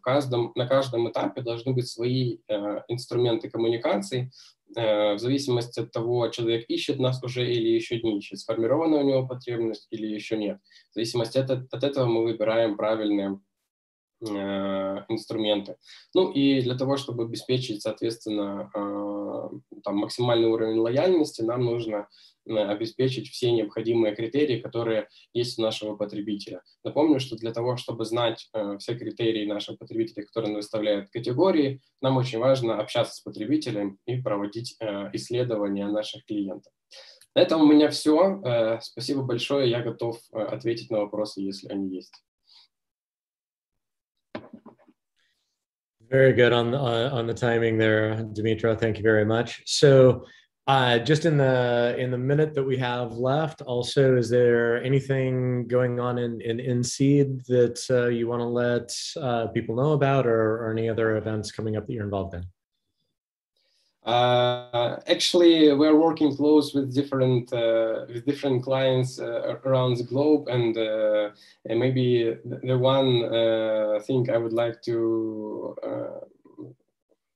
talk about is our innovative projects, and we are happy to work with different partners from tech industry. For example, we're working with our product ESCS, Esports Championship Services, which allows to manage esports tournaments, etc., etc. So if any one of our listeners would like to know more about our services and what we can help with, you're welcome to contact us, and I will tell more about what we can help with. But our core experience and our core power is, of course, marketing, and marketing for tech businesses. So we're happy to help. All right. Well, again, greatly appreciate your time, and thank you so much for the workshop. Thanks, Dmytro. Thank you. Bye.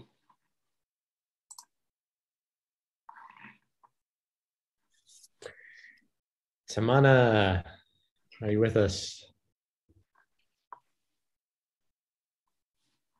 Hi, how are you? Very well. So I can hear you, but I can't see you. I'm actually, my internet's a bit laggy, so I think I'm just gonna have to stay on audio. No worries. Okay. Well, everyone, Dmytro, thank you very much. If you want, you can drop out. So I want to introduce Timena Kamani from Y-Combinator. I'm going to go ahead and turn it over to you. Do you want to give just kind of a brief introduction to you, and then I'll let you talk about YC and how people from the Ukrainian ecosystem can eventually find their way into. Absolutely. So first of all, thank you for having me. Really appreciate it. My name is Tamana. I'm YC's outreach manager, and I'm super excited to be here with you all today.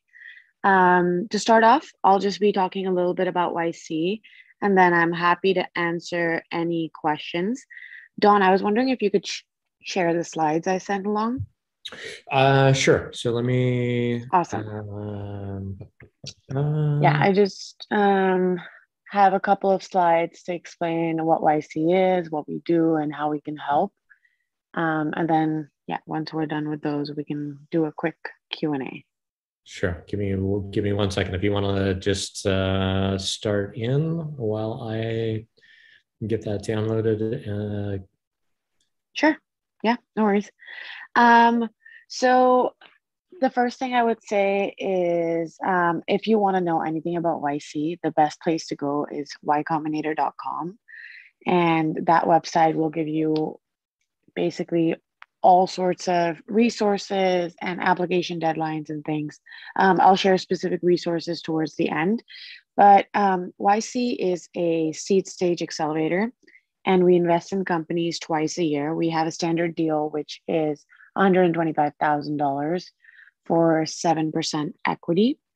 And our entire goal is to help founders create opportunity from idea to IPO. So that being said, we invest in companies that are across all stages, across all domains, and at all levels. Yeah, so we can go to the second slide. That's where I'm at. Okay. Awesome.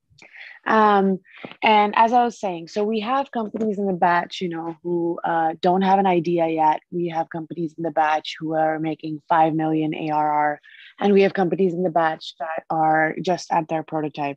So regardless of what stage you're at, we accept companies and we have a wide array. And in terms of domains, we have people storing human consciousness, we have people making supersonic jets, and then we have people making vegan ice cream. So it's across all sorts of industries. And the other thing I really want to emphasize is that we are accepting a lot of international companies. Our last batch was 50% international, so hoping to see a lot more Ukrainian startups apply. The best part about Y-Combinator is that the application is free and it's available to everyone. So you don't need to know someone at YC to get in. All you need to do is go to Y-Combinator.com and apply. We've heard from a lot of founders that just applying for YC and just going through the questions, regardless of whether you submit an application or not, is very helpful for folks to refine their idea, understand their market, and just helps them with their entire founder journey. So yeah, can we go to the next slide? Awesome, thank you. So there are a couple of things I want to go over that we do at YC.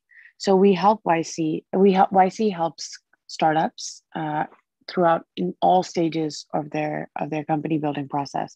So we start with how to start a company, and then finding customers, raising angel funding. We also do help startups hire their first employees, which is super important.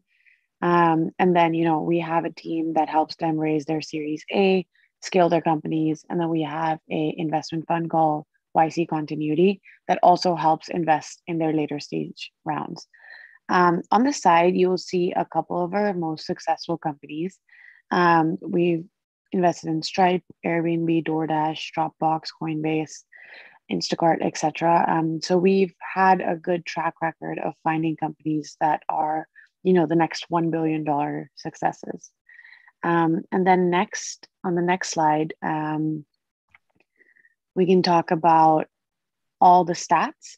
So throughout the 15 years of existence, YC has actually funded 3,000 companies. And surprisingly, 1,000 of those companies we've funded in the last 2 years. So that goes to say that our first batch started with 5 companies, and now we have around 400 companies per batch. And we have a database where we have all of the folks who have applied to YC on this platform. Think about it as Facebook meets LinkedIn, and we have 6,000 founders and alumni in that community. Our companies in combined valuation are $300 billion. They've also raised a total of $40 billion. And in terms of where companies are valued, we have more than 125 at 100 million and more than 60 at 1 billion. And we also do have the biggest healthcare portfolio in the world, and we have over 300 life science companies funded. And actually, I'll go back on your other slide, and one of your high performers that you've noted is actually a Ukrainian-based company, GitLab. I love that. Yes, that's true. Thank you for highlighting that. There's so many companies. Yeah, no, but yeah. So we're hoping to see more GitLabs, not necessarily the same product, but more Ukrainian founders. Definitely excited about that. And then I believe the next slide talks about advantages. Yes. So these are a couple of things I want to really, really emphasize. If there's something you want to take away from this application, take away this slide. Everything else is, you know, statistical, but this is really about what YC can give you. So first thing I mentioned before is it's an open application. It's free. It's accessible to everyone. So just go make an account and just even see the questions. The second thing is we have very successful partners who will give you one-on-one mentorship with your company. These are folks who have either had their company IPO or exited, so they know what they're talking about because they've been in your shoes before. And because of our brand, you can raise more money at a higher valuation from better investors. But I want to spend more time on the secret advantages because this is not something we talk about a lot. And I made this slide so Ukrainian startups were aware that we have secret advantages that are more important than anything else. So the first thing is in the batch, if, for example, you have 400 people, if you want to find your first 10 customers, I'm pretty sure that there are at least 1, 2, or maybe more than 10 people in the batch that are facing the problem you're trying to solve. So just being a part of YC, you're going to get instant customers, and you're going to be able to try out and see, you know, which customers fit your specific market. And obviously everyone in that 400-person batch has extensive networks. So finding customers becomes a little bit more accessible. The second thing is we have deals. We have deals with a lot of corporate organizations that help you get credits and discounts and coding bonuses. So that's super helpful. And then this is something I mentioned briefly before. So we have an alumni network. It's a platform called Bookface, and we have 6,000 folks on there. So everyone who's ever gone through YC. So for example, if you need help with your specific industry, or if you need help with just getting advice on a specific investor, you can reach out to anyone on Bookface. Everyone's usually very, very responsive. And the best part about it is even after you finish this 3-month boot camp, you will always be a part of YC. And the way we enforce that is through this internal platform. Also, some folks, you know, do the startup, either their startup exits or they realize it's not for them and they want to go work at a tech company. There are always people on that platform that, you know, work at Google or Facebook. So you have resources and access and basically 2 or 3 degrees of separation from pretty much everyone in the world. The next thing that is super, super valuable is an investor database. So having a deal with an investor is basically a relationship. And it's what we do is we have an entire system where you can click and search on an investor and you can get all the reviews for the investor. So every previous YC company that has worked with that investor will leave a response and a review and be like, my experience was great, definitely work with them. Or my experience was not so great, don't work with them. And then so you can make a more calculated and more informed decision about what you're getting yourself into with that specific investor. And then I mentioned brand and status before, but the last thing that's super crucial is batchmates. Being a founder is not easy. Just deciding to be a founder and going on that journey can seem very lonely, and it's pretty treacherous. So it does really help to have batchmates. These are the 300 other people in your batch who are all doing the same thing and trying to be founders and have the next successful company. Although they might not be in your specific field or your stage or your domain, they're still founders, and just having, you know, that group to talk to and lean on for support, we found is super helpful. And then on the next slide, we have resources. So this is something that I really want to share and emphasize on. So YC covers everyone who's interested in the startup ecosystem from the beginning to the end. So if you are interested in the startup world, but you do not want to be an active founder, you can look at Work at a Startup. Work at a Startup is a platform where you submit your resume and it goes out to all the portfolio companies that we've ever invested in. And if they're interested in their hiring, they reach out to you. It's basically a hiring platform. So if you want to get involved in startups, but you don't want to be a founder, you can work at a startup. If you are interested in just learning about the content and the educational part of what it's like at a startup, we have something called Startup School. And it's basically an online continuous program available to everyone for free throughout the year. You go up and you sign up, and it's sort of like a college course that takes you through the basics to the most advanced startup topics. And then we have our actual program, which is Apply to YC, which is the 3-month bootcamp, which is the first link that is mentioned on the resources slide. And if you want to be, if you're looking for a co-founder and you have no idea where to start, where to go, we also did launch something called the co-founder matching program. It's the second last link. That's also a part of Startup School. So you can join Startup School, and then through that you can look for a co-founder, or you can just join co-founder matching separately. But to be updated about everything, the best resource apart from the website is our blog, which is blog.Y-Combinator.com. And then I didn't put my email on this slide, but I will say it out loud, and I'm happy to put in the chat. If anyone has questions. So, and actually, Taman, I want to jump in because there's one resource that that I actually give out to most of our candidates before they come into one of our all startup events or our hackathon events is kind of like this whole ReBootcamp. I send them a list of materials to Awesome. so they understand what's going on. And a lot of those are directly from the startup library that is on Y-Combinator's website, which is, for those that don't know, it is an amazing place with a lot of the videos from past startup schools and other things. And it's a tremendous resource. Awesome. Yeah. Well, Startup Library is another resource where you can, if you're facing any specific problem or have any specific questions, you can hear from all YC employees about different topics. So thanks for bringing that up, Dawn. No worries. Yeah. And, I was just going to let folks know that if they have any specific direct questions, they're free to email me. It's just my first name, TAMANNA @ycombinator.com.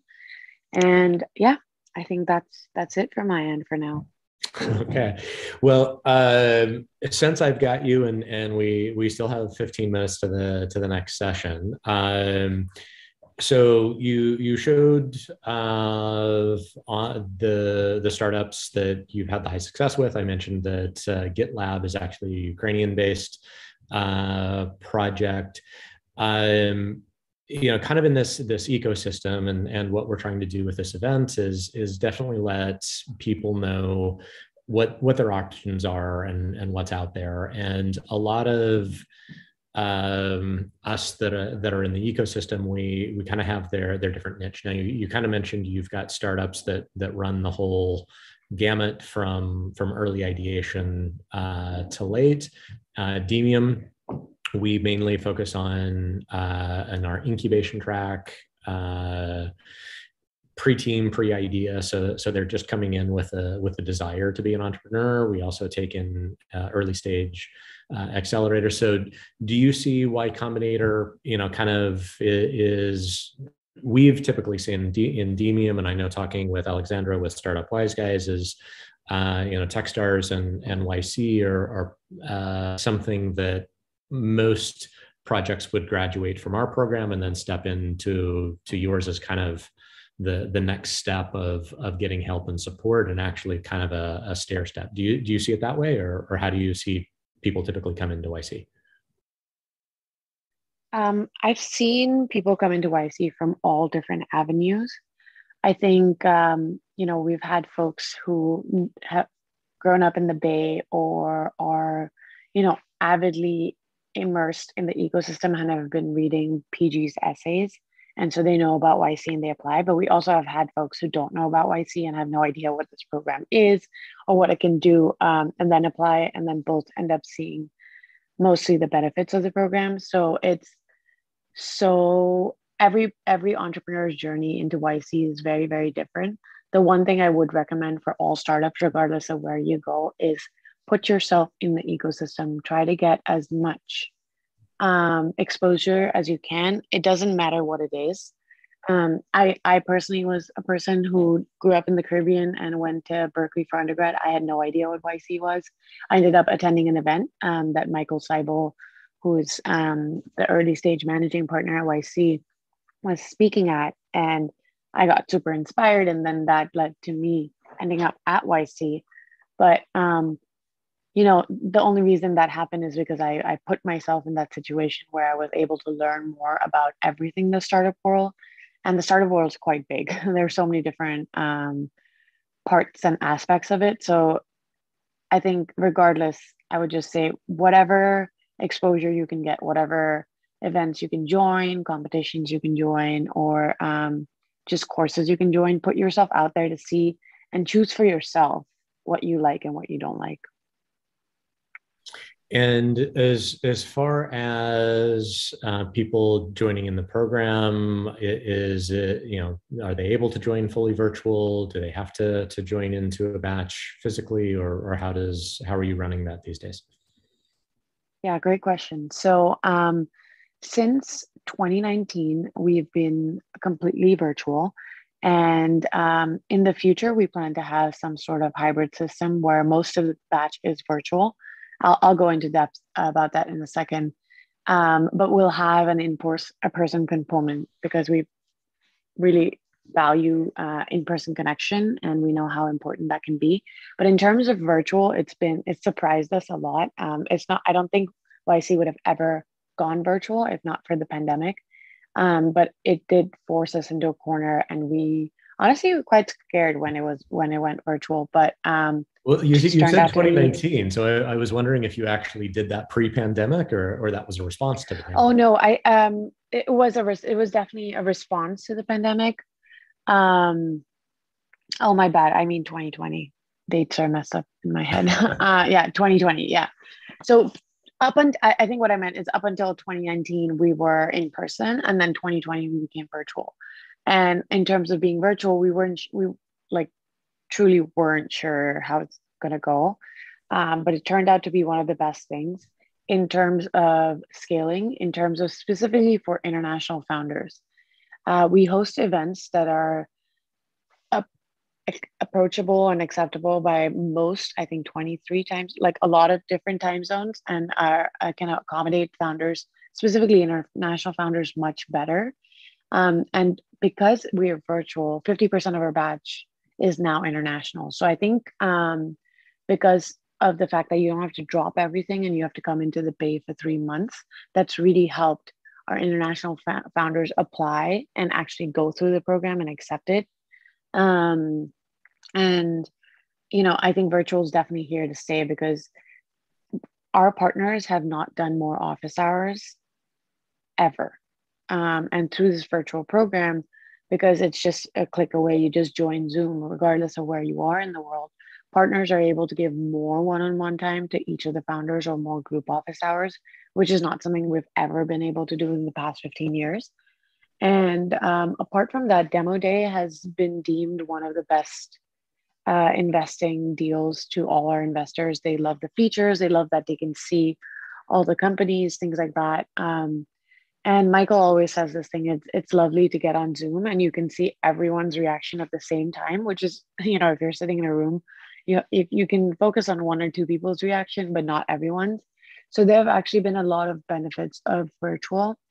For example, I actually kind of want to pull on that thread a little bit, because this was something when I first joined Demium. I joined literally right as the pandemic hit, and one of the directions I wanted to go was to be able to go online so that we could take advantage of the geographic reach that we had, and we could pair somebody that maybe couldn't find the right team in Barcelona, but they wanted to connect with somebody in Warsaw or in Lisbon or in Ukraine to form these better teams across larger reaches. And there was a resistance that no, for a startup you have to sit face to face and kind of be able to fight out and see the emotions. And even a year and a half later, there's still some, even though we've been operating for online for a year and a half, that still are like, yeah, but startups, it really just needs to be face to face, at least in that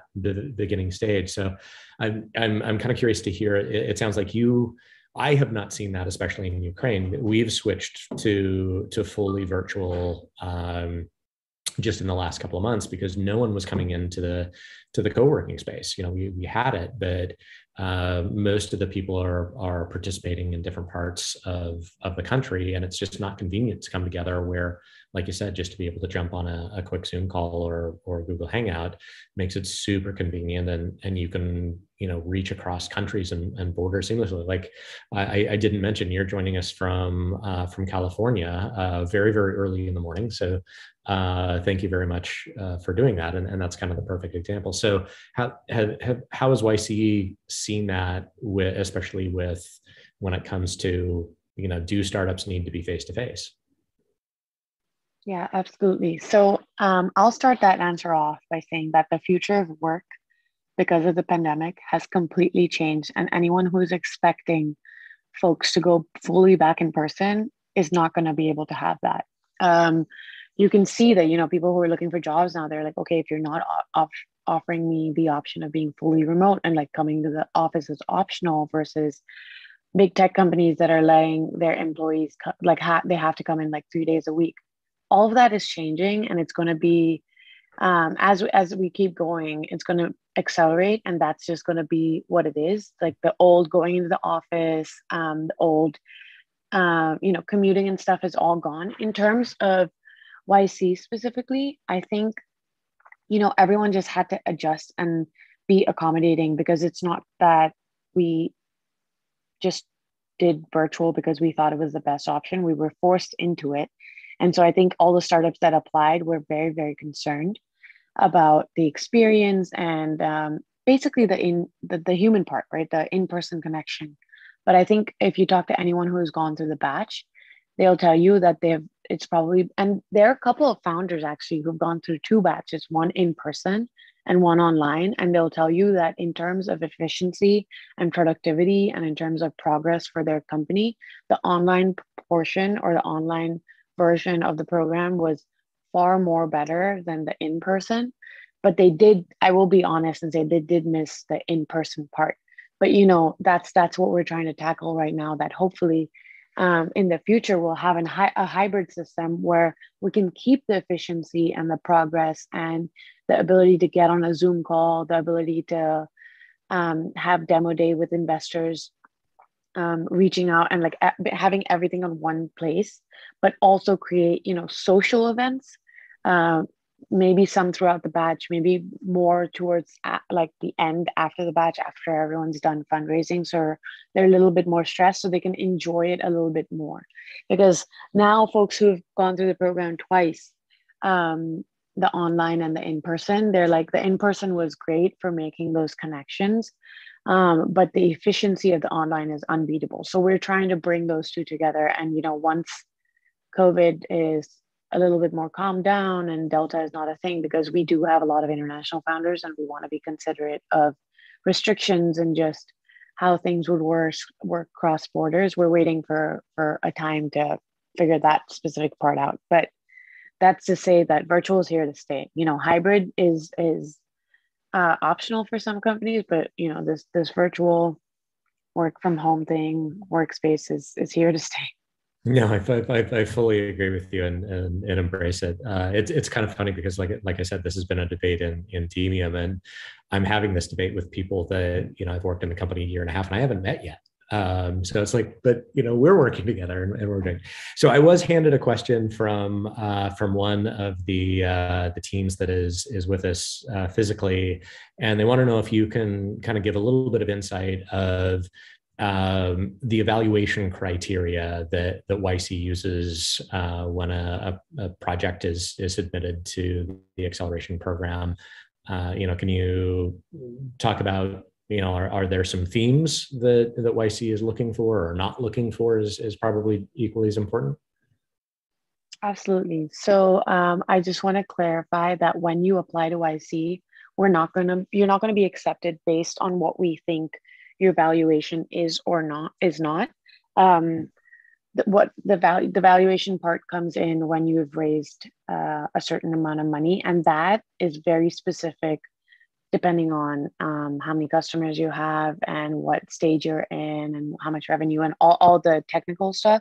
But focusing on the application, I think the most important thing when you apply is to not worry about, oh, does YC have a competitor in their batch with my company? Or am I too early? Am I too late? Am I not in the right domain? Because I want to emphasize, we invest in the people. We invest in founders. We do not invest in ideas. We've invested in, there's so many stories where we've invested in the founders and their ideas were not that great, but then they ended up, figuring out what they really wanted to work on, and they became successful companies. So what we care about is the founding team So don't get lost in the technicalities and the specifics that, you know, venture tells you about. When you're applying to YC, what are you solving? Why are you solving it? Do you have the team to help you solve it? Those are the three most important things. And then a couple of other... Are there any industries or verticals that YC is just not that interested in? We have, I think I mentioned this earlier, but we've invested in literally everything from vegan ice cream to supersonic jets. So we'll invest in moonshot ideas. We'll invest in all different sectors, all different industries, all different domains, all different stages. So it doesn't matter what industry domain. I think what matters again is the team, why you're solving it, and if you have the skills to solve it. Yeah. Okay, so I mean that's obviously quite broad. So yeah, we've only got 2 minutes left. Is there anything that YC has coming up that people should know about or check into, or just go to the website and kind of do some searching? Yeah, so I'm going to talk about two things really quick before we end. The first thing is, when you are submitting an application, don't use fancy words. Make sure that most of the time, the first thing that folks do that do not get them through the application process is we'll read the entire application and we have no idea what they're building, or we have no idea why they're building it. So when you're submitting the application, make sure you're very concise. And second thing is that applications actually open year throughout. We have a deadline, but you can apply after the deadline. So that's a nice tip I wanted to tell you all about. So if you still want to apply, you can. And then in general, I would say that the best way to keep yourself updated is through the blog. We do have a tour coming up, which I'm hosting, where you can drop into different Zooms and hear about different founders and their journeys and their honest YC experience. If you're interested in that, you can do that too. But that's all from me.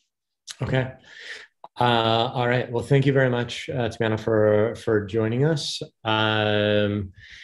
Greatly appreciate learning a little bit more about YC. Like I said, it's definitely some of the resources that YC has, like the library of, I think are amazing.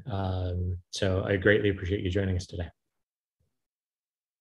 Yeah, absolutely. Thank you for having me. Have a good one. Right. See ya. And I'm about to switch to Svetlana with USF, and she's going to talk about the grant program. I did want to note that now, if you go to the ReBootcamp website, you will see the link as you scroll down the page past the speakers. You will see both the link to the template for the Canvas, and you'll see the link to submit that Canvas. Another question that has come through is, what if we don't have an idea? And I'll repeat on that. Ideally, you fill out the Canvas on the idea. Quite honestly, we would rather see thoughtful work than that you plugged something into every single spot. So if you try to come up, if you don't really have an idea, but you try to come up with something and you're not really sure about the revenue, you're not really sure about the costs, the judges are going to be less concerned about that. The parts that are really, really important and what they're looking for is the problem, solution, customer, unique value proposition, the fit. The flow between those four has to be completely logical, and it has to make sense. And then the others connect to that. So focus on that. If you just can't come up with an idea, if you don't have one yet, like I mentioned, you can pick a project, pick a company. GitLab might be one example, and kind of break down what it is that they do, who their customers are, and use them to fill the canvas out. We'll accept that. I would like to ask that if you use a different company, so that just note that this somewhere on the canvas, maybe in the problem solution, that this is a an analysis of this particular company. Please do that so that we're aware. And I also will repeat that we are very aware of a lot of the examples out there, like Airbnb and Starbucks and others. And if we see you simply copying and pasting the filled-in canvases that we already know exist, we're just gonna delete those submissions. So with that being said, hopefully now you've got all that information. I am going to admit Svetlana and welcome her back.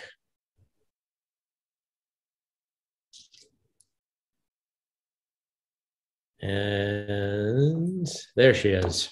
Hi, hello, Don. Again. Welcome back. Good to see you again. All right. Yes. So I'm going to turn everything over to you to tell us more about the USF grant process and filling out applications and all that fun stuff. So take it away. That's perfect. Thank you. I'm going to share my screen now.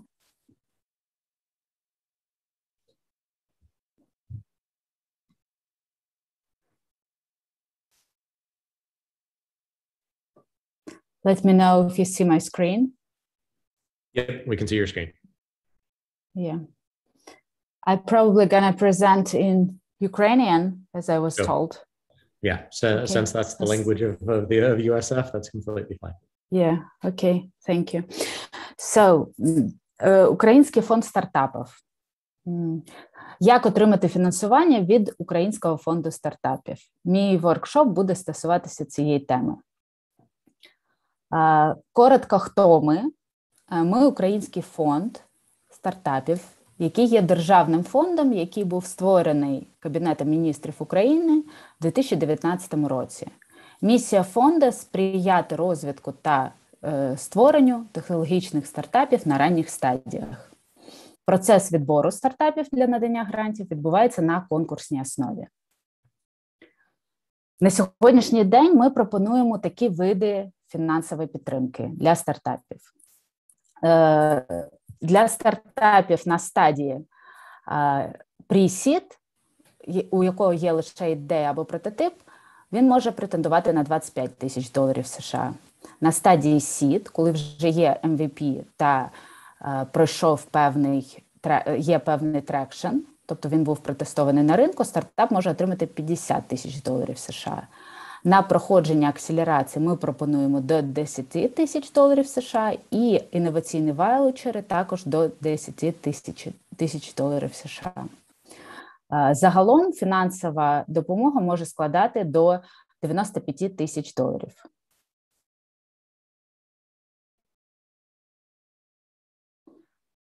Наступний слайд. Які ж стартапи можуть претендувати на допомогу від Українського фонду стартапів?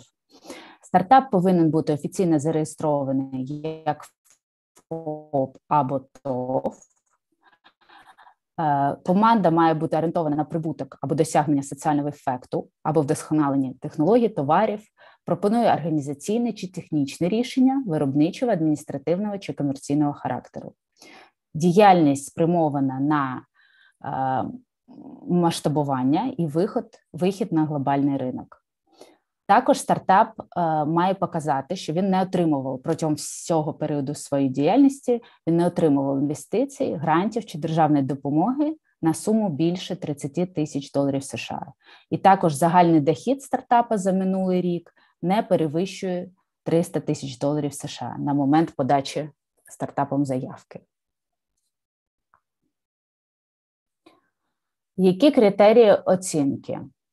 Ми оцінюємо стартапи за такими категоріями: команда, ринок, стратегія, продукт на стадії seed та ідея на стадії pre-seed і доцільність фінансування. Сектори, в які ми фінансуємо, не обмежуються. Тобто нема конкретних обмежень за секторами. Будь-яка галузь діяльності стартапу може бути профінансована. На цьому слайді ви можете побачити, що ми фінансуємо там в охорону здоров'я, блокчейн, бікдейта і спосіб життя, і багато різних цільових секторів. Загальний розподіл стартапів за сферами активності такий, що найбільше п'ятірку складають лайфстайл стартапи стартапи в сфері штучного інтелекту, рітейлу, едтеку та індастріалу. Як подати заявку для отримання гранту? Наш веб-портал робить можливим подавати заявку повністю онлайн, не використовуючи ніякі папери. Тобто стартап повинен зареєструватися на веб-порталі, познайомитись з положенням про грантову програму, заповнити заявку в електронному вигляді. Після цього ця заявка потрапляє на перевірку працівниками фонду, які роблять первинний такий комплаєнс на відповідність вимогам грантової програми. Після цього заявка потрапляє на оцінювання 2 експертами фонду. Якщо стартап набирає необхідну кількість балів, він потрапляє на пітч. І вже на пітчі конкурсна комісія оцінює стартап за такими категоріями. Так само команда, ринок, стратегія, продукт або ідея, залежно від стадії, та доцільність фінансування, де стартап має показати, на які цілі він планує використати грантові кошти. Експерти задають питання і після цього виставляють оцінки. Також пропонується, паралельно з основними грантами, пропонується акселераційна програма. Кожен стартап може отримати до $10 тисяч США для проходження акселерації в одному з українських або іноземних акселераторів, які вже акредитовані фондом. Усі програми без участі в капіталі. Мета програми – дозволити стартапам стати успішними, масштабуватися, проаналізувати свої помилки, навчитися на цих помилках, залучитися підтримкою менторів, побудувати нетворкінг і далі будувати свої продукти, виходити на зовнішні ринки. Як працює акселераційна програма? Стартап при подачі заявки визначає пріоритетність серед акселераторів, тобто він виставляє послідовність, в які акселератори він би хотів попасти. У разі отримання 2 рекомендацій від експертів, стартап також паралельно спілкується з акселератором, і після цього він отримує 2 рекомендації від експерту. Якщо рекомендації є, у стартапа є можливість вже подати, у нас, як у фонду, є можливість подати цю заявку на затвердження наглядової ради, і наглядова рада ухвалює відповідність. Після цього укладається угода про проходження акселерації. В результаті ми маємо стартап, який отримує $10 тисяч до $10 тисяч на проходження акселерації у відповідному акселераторі. На цьому слайді ви бачите, які вже акредитовані акселератори. У нас є як іноземні, USMAC, Seed Forum, Blue Lake, Startup Wise Guys, так і українські. 1991, ІО, бізнес-інкубатор. Потенційно може бути 500 стартапів найближчим часом, тобто слідкуйте за нашими оголошеннями, і ви зможете дізнатися, які стартапи акредитовані фондом і в які стартапи ви можете потрапити, в які акселератори ви можете потрапити. Також пару місяців тому з'явилася нова можливість для стартапів отримати інноваційний ваучер. Це фінансовий інструмент для промоції вашого стартапу. Ми пропонуємо 2 типи ваучерів – промо-ваучер та призовий. Промо – це на участь в міжнародних подіях, які відбуваються за межами України. Призовий надається стартапу, який став переможцем конкурсу стартапів, які, наприклад, фонд організовує чи є партнером. Кроки наступні. Перший фонд розміщує інформацію про розміщує свою заявку, проходить внутрішній комплаєнс і презентує свій проєкт на пітчі, і після цього наглядова рада затверджує цей стартап та укладається договір на отримання ваучера. У фонду є партнерство з багатьма організаціями, та як міжнародними, так і українськими. Також ми співпрацюємо з міністерствами, з Міністерством молоді та спорту, Міністерством фінансів наш розпорядний орган, Ми надаємо кредити від Амазону для наших стартапів. І багато різних. Тут можна побачити, з ким ми співпрацюємо. І з всіма цими організаціями ми намагаємося надати якомога більше можливостей для наших стартапів.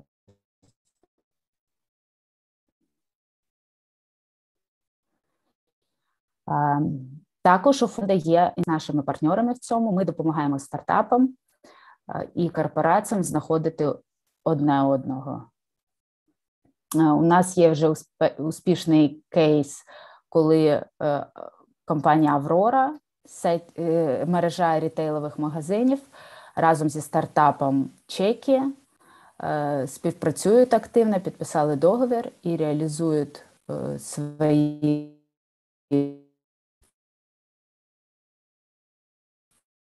продукти на базі компанії Аврора. Діяльності ми отримали понад 3000 заявок від стартапів, понад 200 стартапів вже профінансовано на суму більше навіть 6 мільйонів доларів США, тут стара цифра.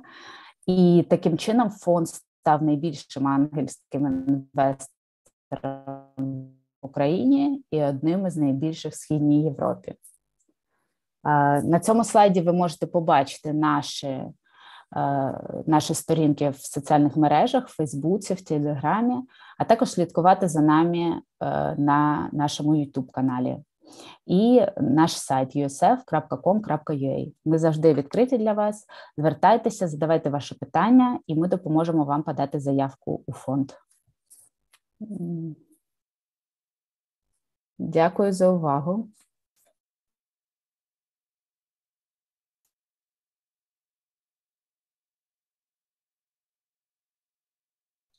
Svetlana?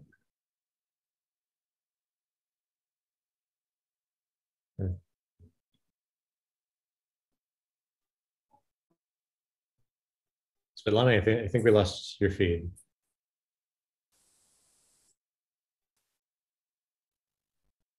Yeah. I don't. Svetlana, yeah, we lost about the last 30 seconds.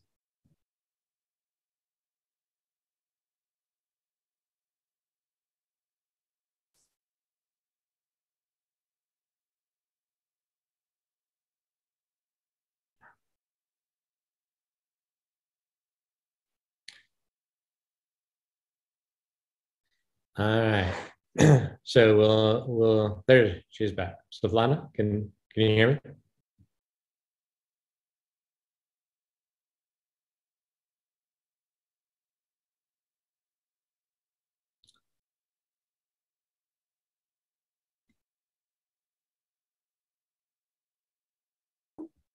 Svetlana, you with us? I done. Okay. Yeah, I had some problem with the connection. I don't know what happened. No worries. We lost about the last minute.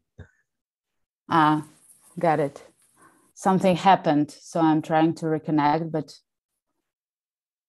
so probably it's gonna be questions or. So unfortunately, we don't have the link to take live questions. So I think you were just wrapping up at the end there. If that's kind of the end of it, we can wrap it up a little early. If there was anything in that last bit that you just want to cover to make sure that the people understood, go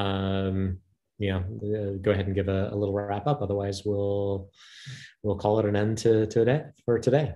Yeah, sounds good. Таким чином, у нас є багато можливостей для стартапів. Ми завжди відкриті для вас. Подавайте ваші заявки, телефонуйте нам, запитуйте, і ми чекаємо на ваші заявки. Всього найкращого. All right. So again, for all those that are interested in the prize giveaways, just to go through that list real quick again, Unit City, which has been very generous with letting us use their space and is giving away to 3 teams 3 months worth of co-working and 3 months worth of Unit City ecosystem access, plus a session of private tutoring with their CEO, Dominique. iHub is been so generous to offer 1 month of co-working plus discounts going forward with that. Amazon Web Services up to 5 teams with $25,000.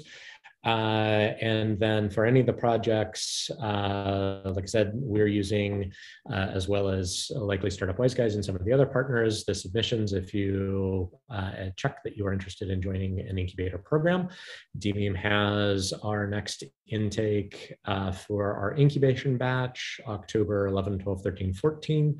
And if your incubation would be new idea, don't have a team or only have part of the team, our acceleration batch is going to be the 12th, 13th, and 14th. So Tuesday, Wednesday, Thursday. Same thing. Those teams that check the box that yes, you're interested in incubation or acceleration. We have 32 spots for incubation candidates and 12 spots for acceleration projects. And our partner, Home of Startups, is going to be giving $3,000 to who they select as the winner for the program. So thank you all very much for joining. On the ReBootcamp website, there is a link to the Canvas. There's the link to upload. And just one more time, ideally, if you have your own project, we would like you to use that. If you don't, take a few minutes and try to think of your own idea, something unique and interesting. And if you just can't do that, then go ahead and copy something that, not copy, look at a business that is already existing and think about who their customers are, what the problem is, what the solution is, and use them as an evaluation. And if we see it's just a copy paste from something off the internet, then those will end up being kicked off to the side. So thank you very much, everyone, for joining us. We will be starting again tomorrow morning at 10 o'clock local time for Kiev for the second day. And we will wrap it up with that. Thank you for everyone.